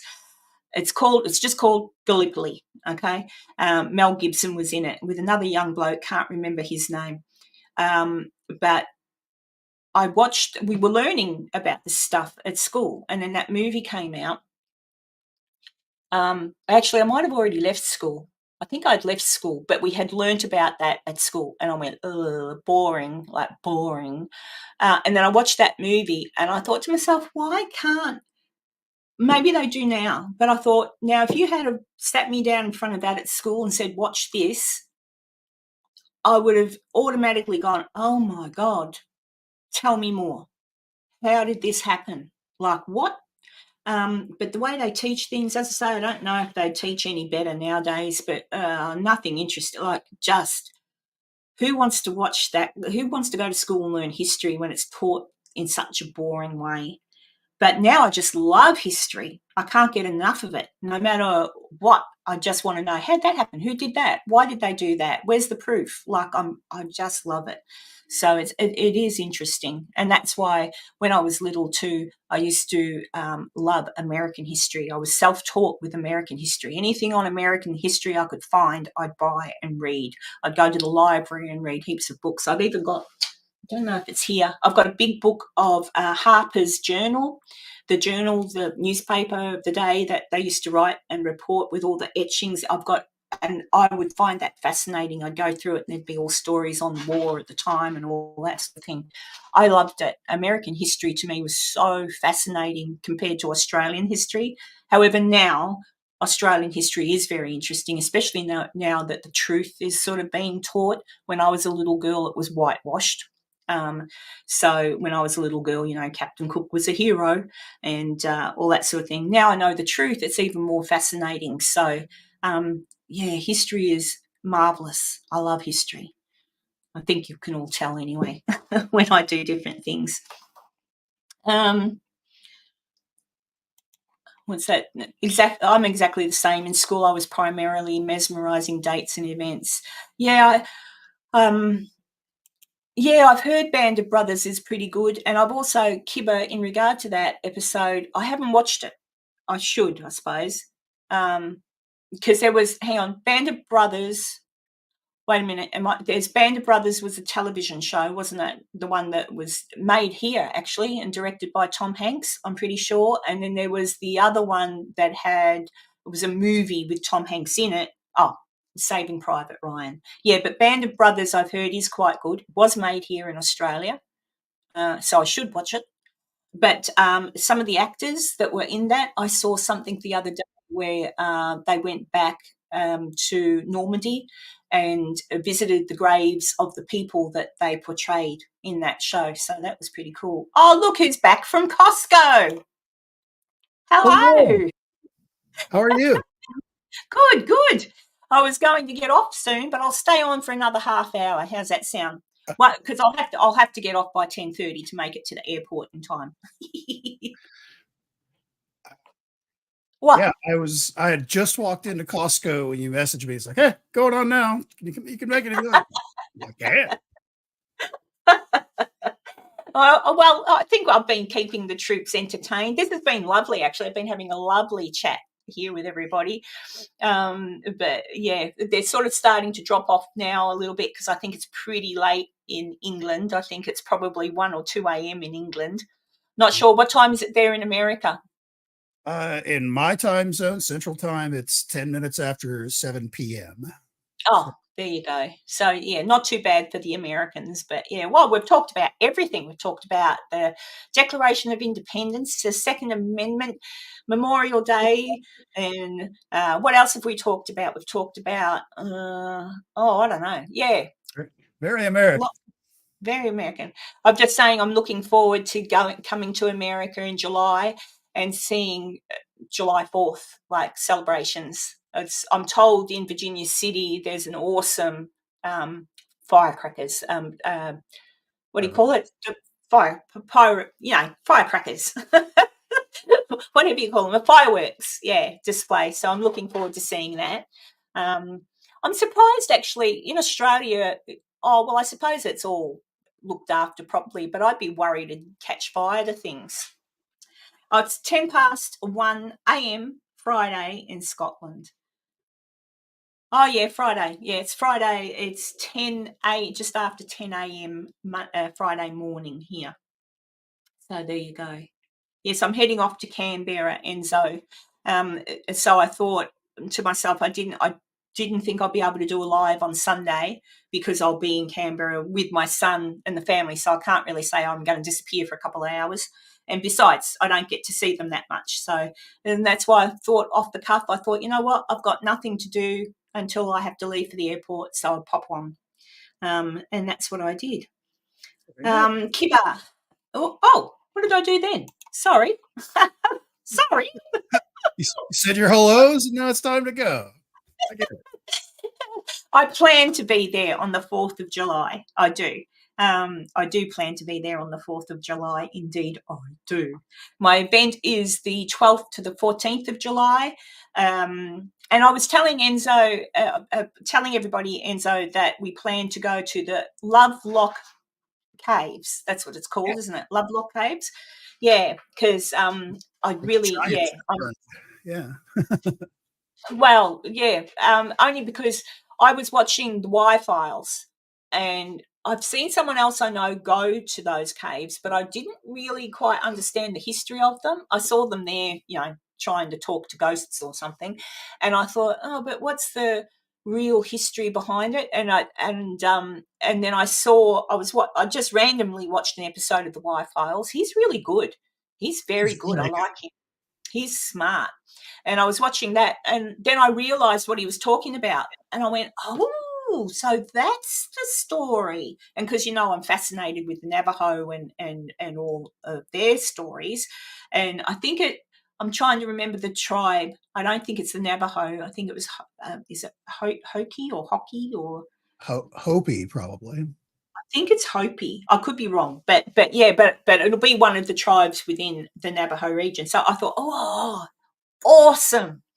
So I really want to go and see it and just, I don't know, sit in there. It's not a huge cave from what I'm told. It's not a huge, but there's something very interesting about it, even from like it said something about it's got a very inside there's a very unique situation within the things growing and stuff like that. So I don't know, but I'm just going to check it out, and that'll be super great. So I've already told them you're driving. That's the plan. Enzo will drive me there, and but yeah, yes, Julie, family does come first sometimes if they're good family. Otherwise, sometimes family shouldn't come first. Sometimes you need to know when to tell the family no. Let's see, Maisie. Yes, that will be a head spin for Julie. I just saw what Julie said. She's going through 3 or 4 time zones on her trip to Alaska. The day after tomorrow, I think she's off. So that'll be, yes. I'm telling her she is to have fun, and anyone that gives her any hard times at all, just hit them with your walking stick. Accidentally, of course. Like, oh, sorry, did I hit you? Shillelagh shampoo. Yeah. Oh dear. I've got very dry lips today. Yeah, so I'm off on an aeroplane in a couple of hours. I'll drive there and leave my car parked. That's the easiest thing to do. And my son is taking me out for dinner tonight, apparently, so that'll be nice. Where are you taking it? What type of restaurant? Well, I don't know if it'll be fancy schmancy, but it'll be a restaurant. It won't be. He's in Canberra, so I think it'll be one of the local restaurants just up the road, which he says isn't fancy schmancy, but I think it's fancy schmancy. So so I better take something nice to wear. Not the Outback, though. No bloomin' onion. No bloomin' onion. I should write him a letter and say you just need meat pies, 4 and 20 meat pies, some sausage rolls, because Americans don't have sausage rolls. At least I don't think so. No, a sausage roll is short crust pastry, like pastry, sometimes puff pastry, but I like short crust pastry. And sausage mince. Oh, so hang on, you don't. Links, links, not your sausage. Well, you could probably make it out of sausage mince, your patties, but you roll, it's a roll of sausage and you wrap it up and it's a roll of sausage. Yeah, I'm familiar. Yeah. How long will an hour and a half, Maisie? It's only an hour and a half to Canberra. And I've got banana bread and a cup of coffee ordered on the plane. Yeah, only an hour and a half. Oh, and Dr. Deb asked the same thing. Yeah, but you got to, what it's like. I've already checked in, but you got to get there early and blah blah blah. Plus, I've got to park the car. Plus, you've got to allow for traffic. No, not like pigs in a blanket. No, but the same concept. No, more like you've got nothing that I can think of in America that's like really? it. It's basically don't. the same idea as a pick of blanket. The same idea, but nothing like it. Does that make sense? The only thing that's similar is possibly you could use that pastry. But they're big. They're usually, 6 inches. 6 inches is a good size for a sausage roll. And it's, just sausage mince. You can make it with beef mince, like with ground beef. You could. That's a fancy sausage roll. It's kind of a cross between a pig in a blanket and like a hot pocket kind of a thing where the bread kind of goes all the way around it a little bit. No. I know what a hot pocket is. No. I'll be staying at someone's house with a kitchen, so I will make a sausage roll for you. And I could just even I'll put up a little short. I'll get a sausage roll and I'll show you all what a sausage roll. The Aussies know what I'm talking about, but yeah, there are some things Americans don't have, but that's what they could put in those Outback things. Because honestly, if you want an Australian meal and you're in a hurry, you'll get a sausage roll with sauce or ketchup, a pie with sauce. What else is standard Aussie stuff? Oh, well, fish and chips. See, it's all English stuff, really. So fish and chips, and a roast dinner, steak. Cook a steak up with some mashed potato and veg. But it's a cross. It's very English, our thing, except for the meat pies. But then again, English have their meat pies, their pork pies. So I don't know. Julie. Really cheeky. And Tanya's not even here. Ian says, calm down. Yeah, Tanya would be at work. Bless her cotton socks. We have lots of lamb here, but I'll tell you what, it's so expensive to buy any of this meat nowadays. I went to the butcher and I wanted to buy some steak. 4 pieces of steak, like just porterhouse. I think you have porterhouse steak, don't you, Enzo? Just 4 pieces of porterhouse steak was nearly $40.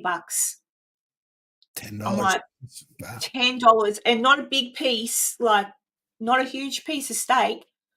And I'm like, geez. And then you look and you think, well, some lamb chops then, a couple of lamb chops. Nah, you're looking at around about $20 for 4 lamb chops, like decent lamb chops. It's just ridiculous. Chicken's the cheapest meat. Or I eat a ridiculous amount of chicken myself because it is cheap. Yeah, well, that's it. So what's been happening with you this week anyway, Enzo, aside from going to Costco to buy your supplies?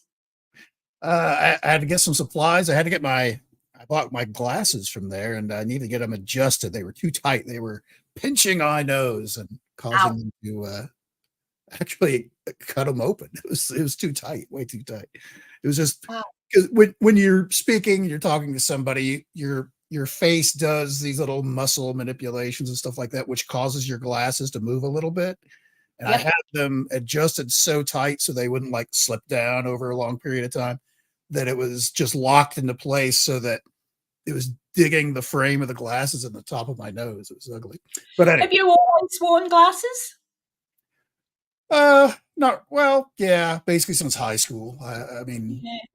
I used to as well, but then I had the LASIK done and how because long? I couldn't see from my face to the computer screen. It was just a blur. So I went to finally at the age of, I can't think how old I was now, 55, 56. I finally went to see someone and said, "Can you do it?" And they went, "Yeah." And I went, "Then do it." And they did, and I cried because I could see. So yeah, I don't know. It was the best. It cost me $5,000 back then. The best $5,000 I've ever spent, ever. It was just so good. It was so nice to be able to sit and have a conversation with someone with my glasses off, because they do get annoying, hurt the back of your ear, and they get annoying here. Like, they do get annoying. And like, you take your glasses off, but then you couldn't see someone, and it was really annoying. So it was really nice to just be able to sit and have a conversation and not need glasses to do it or to read, So it's awesome. And of course, Yes. as you get older, your eyes get to the point where you almost need like reading glasses, seeing far away glasses, looking at the computer glasses. You need like 5 different pairs, and forget about contact lenses. I tried that for a little while, but Yeah. crazy. Yeah, I tried contact lenses too, but then that got annoying. Because they irritate your eyes too. Well, I hope you guys can. It took me a while to save for it, but because other bills would come in and then you'd have to dip. But then I thought, no, I'm just going to make sure I can get this done. And I got the quote, and that's how much they told me, and I booked it in, and I just went. And it was very hard to hand over that much money, but once I walked out of there, it didn't matter. It was like magic. I just can't explain. I would recommend to anybody, if you have eyesight issues. Apparently not everyone can get it done. Apparently some eyesight issues aren't treatable with LASIK, but that's the whole point for a free consult, and I'll tell you. But I was lucky, and I got it done, and yep, I don't begrudge that $5,000. It's probably a lot more now. I don't know. Or maybe it's not. But there you go. What's Kibba saying? Oh, hello, John. Hello, John P. Adventures. I have monovision. One eye is for distance. One eye, yes. Yeah, I did that with my contact lenses. They would do. I was lucky. So yeah. I Yeah, had reading for a while with glasses. my contacts, and I couldn't handle it. It was just having one close, one far kind of a thing that drove me bananas. I just couldn't do it. Yeah, and it does take because originally I got contacts in just for reading, and for a distance I had to still put my glasses on, right? And then someone suggested the monovision, like one of each, and it took me a couple of days, and then my brain adjusted and it was okay. But yeah, then I just got jack of it all. I just thought, I'm so over this. I just don't. I've worn glasses since I was 4 years old. I had measles, and it affected my eyesight, and affected the muscles in one eye. I don't know how it works. That's what my dad told me. That's what the doctors said. So from 4 years old, I had glasses. I was over it. 50 years of wearing glasses. I had enough. Brilliant. And how are you, John? Anyway, thanks for popping in and saying hello. I've got another new member today to the channel. Bad to the Bone joined my channel. Thank you very much, Bad to the Bone. She's gone now, I think. I think she's had enough of listening to my voice. So that was nice. I've noticed now too, things are starting to settle down, Enzo. So there you go. Whatever the analog was doing, it's done its job and it's settling down, which is kind of makes me feel, quite honestly, a little bit relaxed because I was like, I don't understand. And I was telling everybody, because you weren't here, I've got an episode that I'm currently finishing off now on the Hook Man, the urban legend, the Hook Man. And that sent me down a rabbit hole because now I've worked out why the story came about, what influenced the story, but what influenced the story actually is awfully familiar and awfully interesting because it links to another crime that took place in the 60s. And I'm thinking, has anyone ever looked at this as a link? So I won't give too much away, but you'll see in my episode where I'm going with it. And it's quite possible, my theory, that it's quite possible, although unlikely, possible. But there was a few things related to it that I can't really put in the episode because it's a little graphic. So I thought I might just pop that in the members only part. And not because hiding anything behind a paywall, people don't have to go and look. It's not about that. It's just that I think in relative terms, if anybody watches the episode and they want to see where I got my information from, they can go to what I've popped up in the members channel for them to have a look at. But it's nothing, if I put it in the actual episode, I won't be monetized because it's graphic. Does that make sense? Yeah, I get it. Yeah. But I think it's relative to what I'm talking about. But no one has to join to be a member to see it. It's not like that. It's just that I do want to put it up. I do want to pay reference to it, but I can't put it in my normal episode. So that'll be coming out probably Monday or Tuesday. I should have that finished. Depends if I get some time at my son's once everyone's gone to bed to do my voiceovers and stuff. John's saying you're a master digital. Digital what? I don't know. Zeros and ones. That's me. Zeros and ones. Oh gosh. Oh.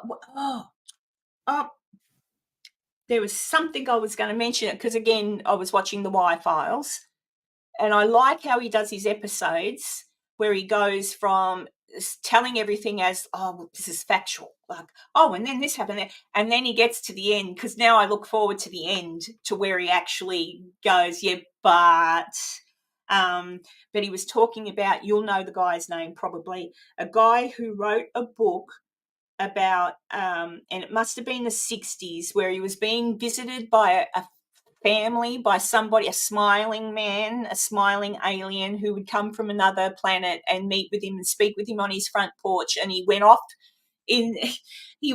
with this man in his spaceship to that man's home planet and walked around the home planet with him. And I'm trying to think of what the guy's name. And then he died, and his daughter. Injured Cold.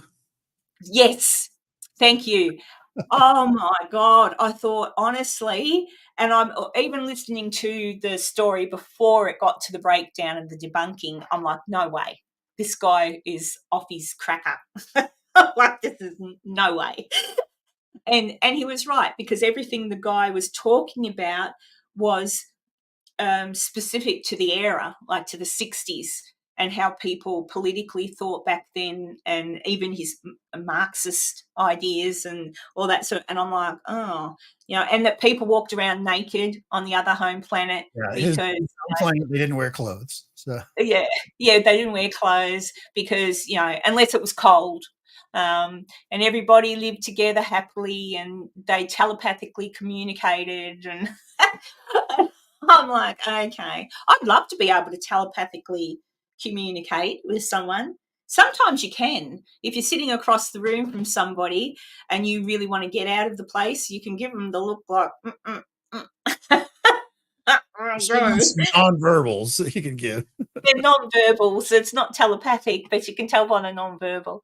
So I've been watching that, and I have to admit I did go down the Meghan Markle and Harry rabbit hole this week with them visiting Nigeria, because I thought, oh my God, really, Nigeria? Like, such parts of it are so very, very dangerous, and so much going on in that country that's very sad and not good.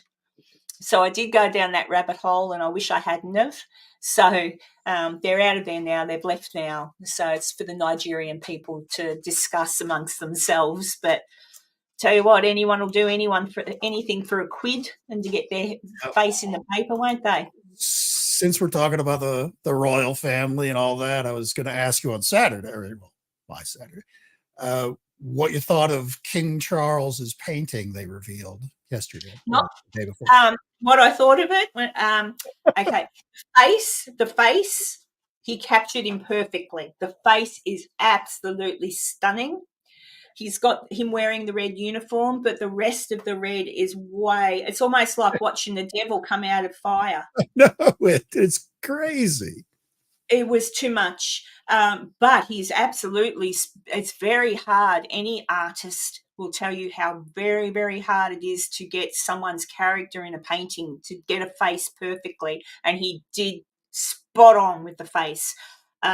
The uniform you can only just see because of the red. I mean, I don't know if I ever get opportunity to go and stand in front of the painting and have a look at it, maybe, because sometimes, but yeah, no, it was way too red. Way too red. I really don't understand why they painted that like that with all the red like that, because I mean, it was something to do with, well, I know he was wearing the uniform. The uniform is red. That's the colour of the uniform of, I can't remember what regiment that he's in charge of, but that's the colour of the uniform. So far as the rest of the red behind it, yeah, I don't get that either. The butterfly, there's a butterfly there, and there was something connected to that as well in the story. But yeah, too much red. It would have looked brilliant on a different, I think it would have looked brilliant without all that red. But it's art. But so far as being a portrait of the king, something that our subjects want to look upon, it's really red.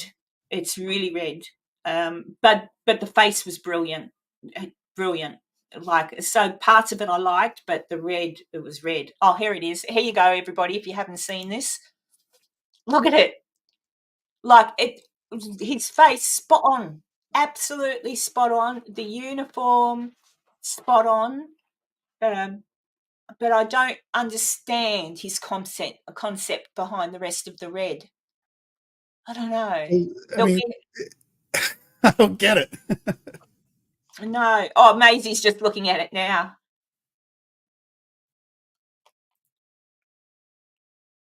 Settle down, Ian. I'm a monarchist. Settle down. But you're right.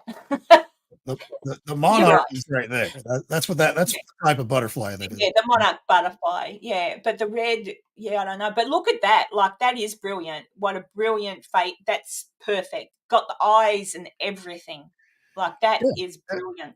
And I agree that, the face looks good.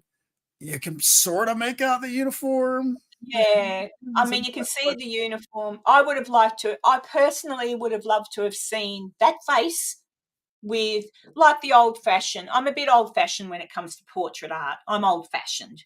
To me, that's a little bit, yeah, to me, I don't know. I don't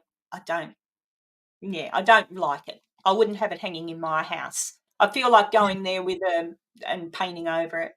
But he did do a beaut job of his face. It captures Prince Charles, King Charles, very well. But yeah, I agree. But I mean, this is supposed to be his official till the end of time painting, right? Yeah, that's why I'm not keen on all the other paintings of all the previous monarchs. I mean, it's just a classical pose type picture. It's not stylized with all red background with butterflies and all this other stuff. Why didn't they go for the classical style, which is what I would think you would want for a historical historical painting? Yeah. For the one that's going to hang where it's going to hang, yeah. So personally, yeah, I don't know.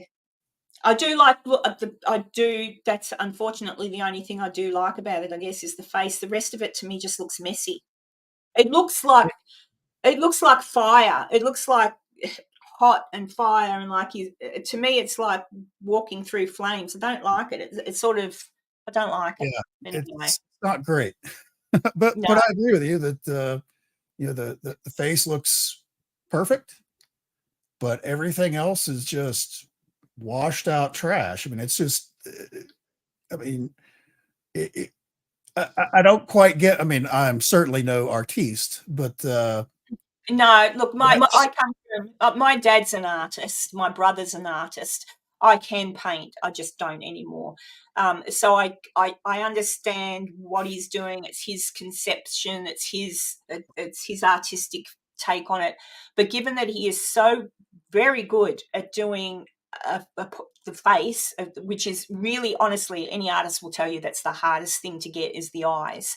He's actually brought out Prince Charles. I keep saying King Charles's eyes. Like, it's like looking at a photo almost, right? That's beautifully done. So if he is that gifted an artist that he can do it like that, why not do the rest the same way rather than the splish splosh sort of I've gone blank as the word, abstract type thing. I don't like it. The butterfly is quite nice, but it's just sort of like it's masked in red, and the only thing, there'll be some conception in his brain as to why he's done it that way. But to be a portrait that's going to hang forever, I would have liked to have seen the more traditional portrait. I Definitely agree. King Charles standing there in his uniform. You know, I would have much rather have seen the traditional type portrait for him. But that's great for maybe an art gallery type thing. Right. But it's not Not the official. to my liking. Not to my liking. Hang on, what's Maisie saying? Yeo writes that he wanted to inject a dynamic contemporary jolt to the genre with its uniformly powerful hue, providing a modern contrast to more traditional depictions. Yeah, well, We're- I guess each to their own. People will love it. I don't. But I can definitely see he's a gifted artist. It's just, to me, it's almost like he's done the face, done the body, and then gone and painted all over it. yeah, it's To like rub it out. he did the Um, whole painting and then just got like red and pinks on his hands and watercolors and just blasted the rest of it over top of it and then put the butterfly on top of that. Dr. Deb, well, he succeeded in that. Yeah, I think it'll be, you'll have your real arty-farty people who like to talk about all the intricacies of art and this and that, and that'll probably look at it and go, oh, wow, bravo, la Right. di da. And then you'll have the average person that looks on art, everyone looks on art differently. But traditionally, I think I don't like it, Charlie. I don't like it, King, Sir Charles. I don't. He probably doesn't like it either. I can't imagine that he would. I mean, He would have had to rent a lot. all the classical poses, from over hundreds of years, great, good, and then there's this just blasting out at you. It's like, what? Yeah, I don't get it. Oh, Deb, yeah, sorry, the monarch butterfly is something to do with the royal family, monarch. I think it was Charles asked for the butterfly. Someone asked for a butterfly to be put in the picture somehow. But, yeah, I don't know. But everybody sees art differently, To some people, like, I love Monet. Like, I love his artwork. Beautiful, all the pretty colours and everything, and other people don't like it. Some people like abstract, where it's just all stripy things and bits and bobs. So I don't know. So those have their place, but not as the official No. painting. That's going to be how this Look person at is me. remembered for the other time. Yeah. Yeah, no, it's pretty terrible. I don't like it. But anyway, I suppose they would have paid him a fortune. They said that he was painting it when Queen Elizabeth was still alive, and apparently she had a look at it she wouldn't have seen all that red. That would have possibly been, look, it It's- all depends. I can't see what's in the background. It's almost like he's painted over yes. something else. So I've got a feeling possibly there's layers to it. Possibly originally he may have painted the uniform as that you could see it, and somewhere in the back there he's had something in the background. That's what it looks like, and then it looks like he's gone over that in darker, in the red strokes, because you can kind of see outlines if you have a look, like Charles may have been standing in front of something for the portrait. But it is said that Right. Queen Elizabeth looked at it and said, "You've got it." And if she did look at it and said, "You've got it," Queen Elizabeth was probably looking at the face, the expression, possibly the uniform, because underneath all that you can see he's gone to he's gone to the trouble of the braiding. It's like he's painted it properly and then painted over it. From what I So can tell, the detail in the uniform looks great. yeah, but he's Even, gone over it. even just his hands themselves, you can see that's, those are certainly the hands of an older man, and the scabbard and the sword. It all looks good, but you can certainly see that, especially up here, you can see some straight lines here, like something in the background that was just blasted over by whatever this tie-dye Yeah. nonsense is. Yeah, I think that's. I would say that originally he has painted Charles in front of something traditional. I would say that's when Elizabeth has seen it, Queen Elizabeth, and that's when she's gone, "You've got it." And then at some point, for whatever reason, he's decided, "Yep, no, I don't like that background," and he's done that, and he's gone, "Oh, that looks good." In his mind's eye. So I have no idea, but the minute they unveiled it, then they pulled, because I saw the unveiling, I went, "Oh." Okay, I just, I think that was genuinely the first time Charles had ever seen it as well, because he saw it kind of like, "Rah." it's just Yeah. red. Like, see, red's not one of my favourite colours either, and I don't know how anyone else in chat feels about the colour red. I love red, but it sort of, that kind of red, it's almost sort of like, Ian referred to it before, sort of like blood or fire, or like red. Red to me means trouble. Do you know what I mean? It's not a positive Not a emotive positive color. colour. Probably because if we get a fine or It's- something like that, it's usually I mean, got a big red "pay it now" thing on it. right. I mean, just looking at it as a whole, it's like it's a fire almost, or Yes, yeah. blood, or something. And even if you Not, squint your eyes, it's sort of like you can't, yeah. As I say, it's standing in front of it, because it's a huge painting. I mean, it's yeah, massive. it's To stand over in 6 front of feet. it at the distance that you like, there's certain distances you're supposed to stand in front of paintings to get, but I still can't get anything from it. I don't like it. And Charles is not a horrible man. He's for all whatever people like to think of the royal family, Charles has always been a reasonably nice man. He's very nature orientated, the environment, like honestly he is. And I think a kinder. The red's not right. I don't know, but anyway. But I do love the monarchy. I do. I do like having a king or a queen. Something nice and old fashioned about it. Although that's only in name now. It's not like, But if I ever met the king, I'd certainly curtsy, because I'm old fashioned. I'd be like, "Oh, Charles." I'd do the whole thing. And Camilla. Harry's the only one I'd give a smack on the backside to and say, "You silly little shit." But, oh dear.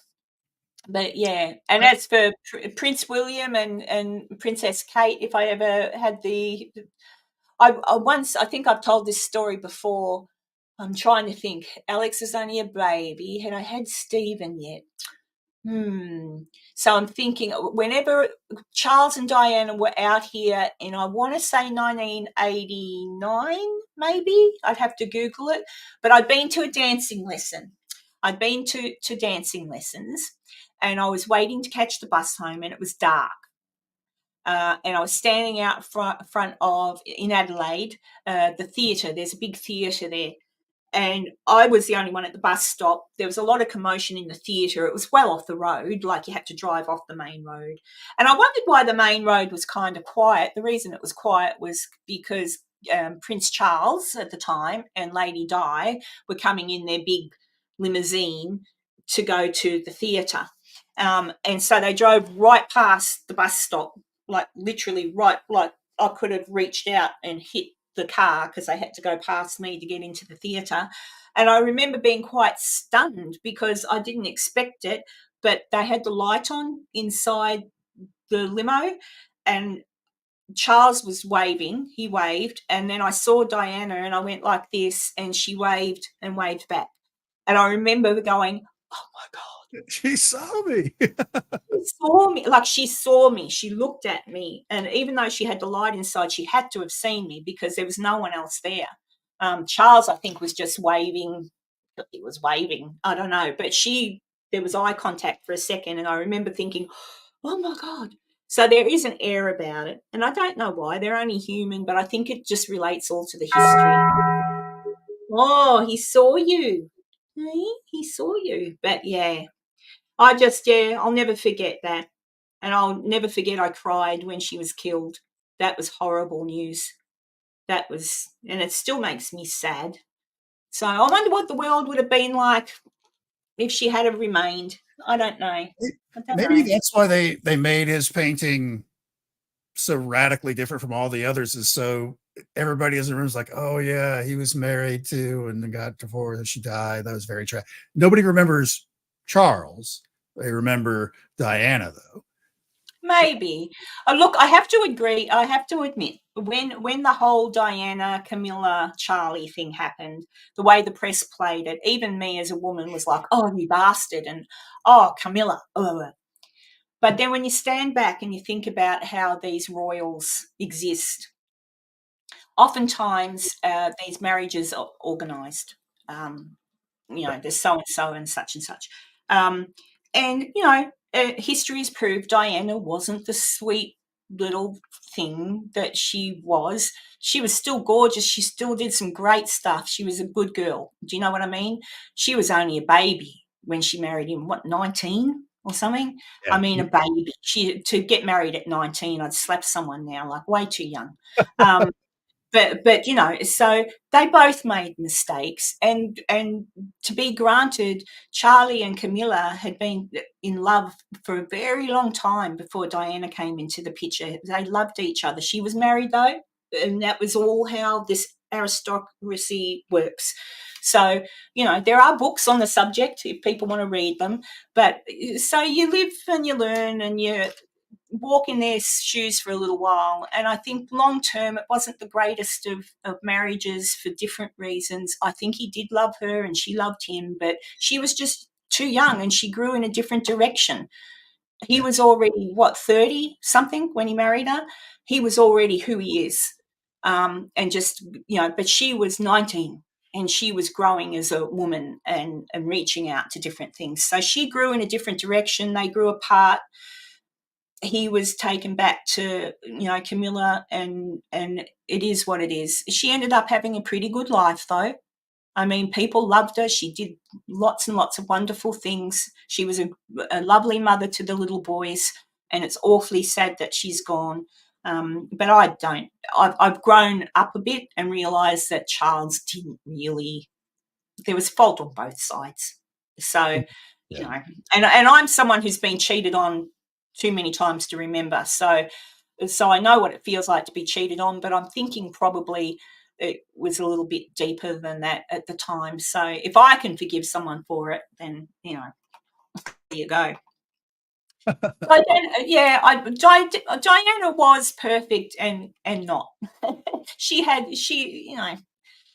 Like no one's perfect. And I know you all think I am, but I'm really not. Oh dear, but there you go. I think Camilla's quite pleasant, and I think her and Charlie are really good together.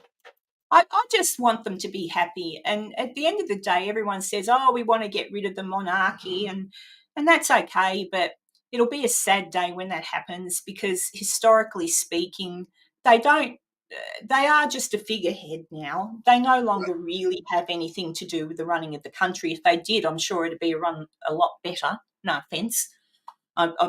Sometimes I think, like, imagine if Queen Elizabeth had have actually had something to do with the running of the country. I reckon she would have put a finger down for a lot of things. Oh, puppy's touching my computer. Stop it, darling.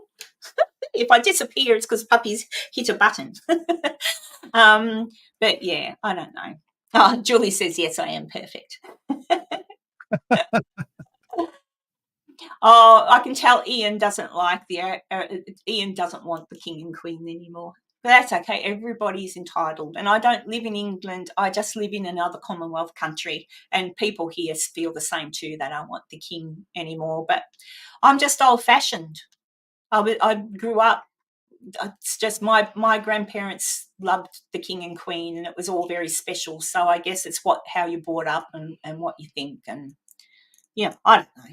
I think it's kind of special and magical, even if it's not. But I'd love to see William as king. I think he'd make an awesome king. William and Catherine. I just hope Catherine gets well, because she's pretty sick. I hope whatever it is, they hit it on the head. That'd be absolutely devastating if anything happens to her, because she's stunning. She's beautiful. But anyway, but that's enough of the king and that revolting bloody picture. I knew that would be some content. I wanted to make sure I asked you. So, I can tell you Enzo's background. He used to be, once upon a time when he was younger, he used to be a part of the what's the name of that dancing troupe, Enzo? You know, the one they take all their clothes off. They work out of Las Vegas. I don't know, but then he hurt his back in a dancing incident. dancing. And decided to join the Air Force. And then he was in the Air Force for the longest time, and then he retired from the Air Force.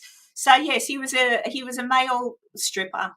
What is the name of that dancing troupe that starts with C in America? We call it Manpower here, but he wasn't. I don't know, and I'm glad I don't know. Chippendales. The Chippendales. Yeah. The Chippendale.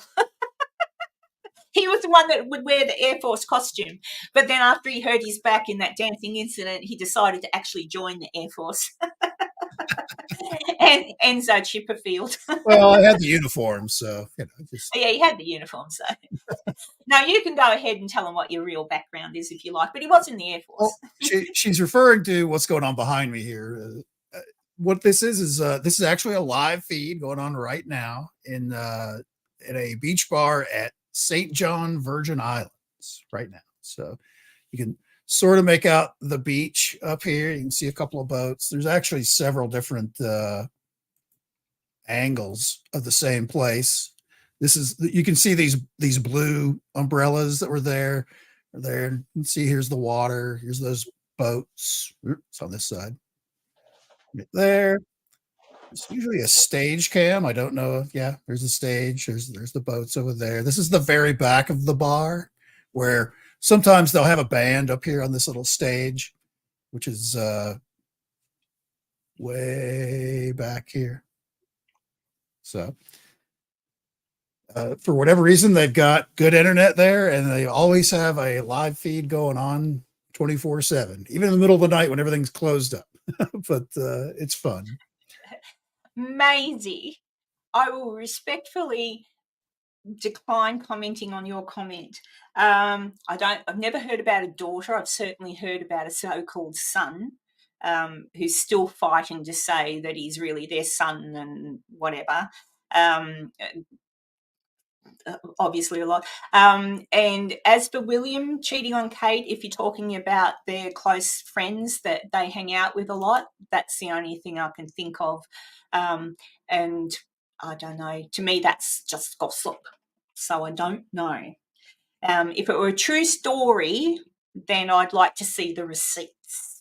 But yeah. But I have heard about Charles and Camilla having a son that was basically popped under the, it's quite possible. Who knows? Back in the day. But I will defend William. I don't know. I mean, maybe they have a thing, you know. Maybe it's a thing, wife swapping or something. I don't know, but I don't know. So I'll respectfully take that with a grain of salt until I saw the absolute proof, which I don't think I'll ever see. I'm just seeing. What's that, John? Oh, James, He asked, we said that I'd actually just hacked their security cameras in the places. Like, no, I just hacked them. Oh, I understand. This lady here is making me hungry. I don't know what it is she's eating, but she's shoveling it back. Yeah. Yes, the love child son here in Australia. Look, he kind of does, but geez, yeah, they've done something. I don't know. Who cares anyway? But I don't think so. And he's just like, you know, I don't care. Everybody has their skeletons. At the end of the day, you know, it is what it is. But yeah, I've seen that fellow. There's been a fellow on TV here. He goes to all of the current affair type programs and says, "I'm the son of Camilla and Charles. When Charles and Camilla, they had me, and then I can't remember his story on how he got to live in Australia. I think she had him and then she sent him off." And I'm like, yeah. Oh, yeah, really? Honestly? So now Maisie's saying they've also got a daughter. Well, Camilla's had a lot of bloody children, hasn't she? Yes. Just like, so yeah, I just think it's, you know, and it's just, I think sometimes I can't say nothing's true with all certainty. I don't know what's pushed under the rugs. Who knows? But yeah, there's a few people over the years that have put claim to being someone's daughter or son when they're not. What was that? Maisie Rose, Julie, yes. William, Harry weren't allowed to get to know her. Kate won't allow them to socialise with the woman and her husband's boyfriend. It's her husband, and they socialise all the time. I don't know, Maisie. I don't know. You can direct me in an email as to what you're talking about, but I do know the couple in question that they always try to rumour that they're having an affair. But I think the couple lives on a property near to where Kate and William live, and they're just socially with the polo and all that sort of thing, socially being whatever for a long time. But he will never get the royal DNA to prove his case. No, I reckon just give up. And anyway, what's it going to get him? It's not going to get him money. If anyone wants to, you know, if I thought I was the daughter of a king or a queen, I wouldn't be shouting off the rooftops. I'd be contacting them very, very quietly. Yes. And right in the background, and I'd be saying, I don't want anyone to know about this, but I want to know you. And that'd be the end of it. You know, so to me, anyone that makes a big fuss about something, they're either mentally unstable or they're just after money. Because, you know, if you really wanted to find out, you would go the right route legally to get in contact with them and say, I don't want anything. Here's a disclaimer. I don't want anything. I just want the opportunity to meet with you and have you talk to me and explain why this happened. You know, and as a mother, if Camilla were the mother of any of these children, I'm 100% sure that she would be open to that as a mother. You don't have a baby, no matter who you are, you have a baby. There are some people who want nothing to do with babies they've adopted out, and that might be a mental type thing. You know, maybe the baby came about in ways you don't want to remember. But from a maternal point of view, I'd want to know that they were okay. I'd want to talk to them quietly, for whatever reason had to be quiet, you know, so I don't know. Yeah, I think that's true, Kibba. When you're rich, it makes you a target to all these nut jobs and people that have got nothing better to do. Do you know what I mean? Like, that's what I mean. If that was really real, there's ways that you would approach that and have them explain why, and then you'd go, okay, I understand. Well, is there some way we can still be, because you're my mum and you're my dad, is there still some way under the radar that we can still have a relationship. And because there are ways, there's sometimes political things that we've got no idea how political things work sometimes, and why people have to do things to protect themselves or others. So, we don't really live in their world, or we do live in their world. We don't live in their, like, how it is for them. It's, I don't know.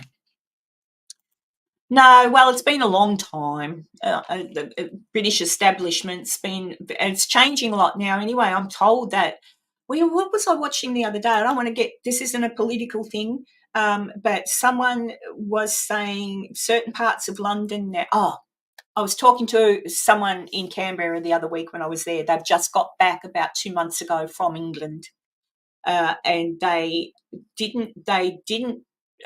drove through London because of where they had to go, but they said it was almost unrecognisable. It was not, certain parts of it were not clean, no English writing, all Arabic writing. Lots of people, like, it was unrecognisable. They said apart from the old buildings that were recognisable, they could have been on any street in the Middle East. And they said it was, in some instances, it didn't feel safe. So they completely avoided that. So I don't know if, because Ian, I know you're there, I don't know if, but that's the impression an Australian got from going on a trip there just a couple of months ago. And I have been told by other Australians and a few English people to avoid certain parts. If you're going to England, don't go to those parts, which is so sad. Like, that is so sad. That means that certain parts of England that have such rich, fascinating history, you can no longer safely feel like you can, I don't know, I'll find out myself when I go there, but it's just sad.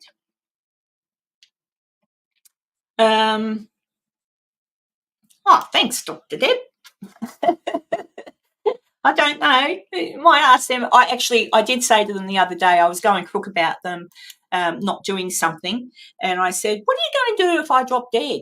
And they said, well, don't drop dead. And I said, why? And they said, well, how will we live? And I said, is that a positive? Yeah. I said, is that a positive? They said, yeah, we'll miss you. So there you go. Well, thanks. Did they ever wish you a happy Mother's Day last week? Two did, two didn't. Oh. Yes. And then one said, I didn't know it was Mother's Day. I'm like, oh, of course you wouldn't. Hey, guys, I have to leave to get to the airport. It's 11 o'clock. I've gone, it's because of you, Enzo. It's your fault. Always. So just remembering there'll be no live stream this Sunday because I will be in Canberra. But I'll probably come on live through the week next week. Anyway, after I put up that episode, then I'm going to pop out.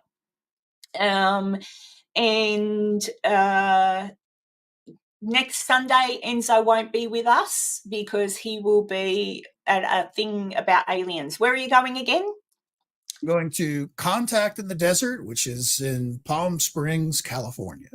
That's right. So he's going to Palm Springs, California. Oh, Bob Hope, Bing Crosby.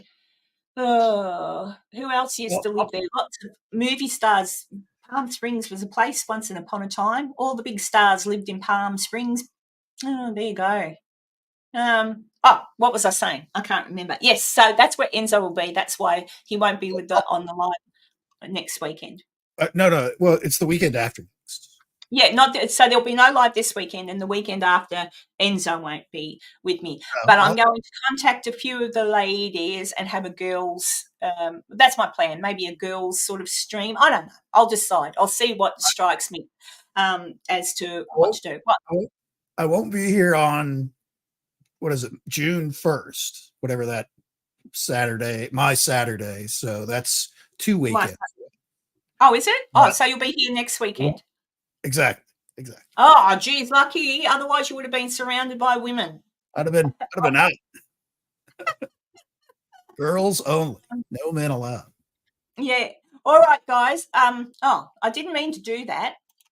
I just wanted to say thank you again. I don't know if they're still here. Oh, well, Heather's at work. Sky Talker, I haven't seen say anything for a little while, so maybe she's chuffed off as well. She gifted a membership, and she gave me a super chat or super thanks the other day.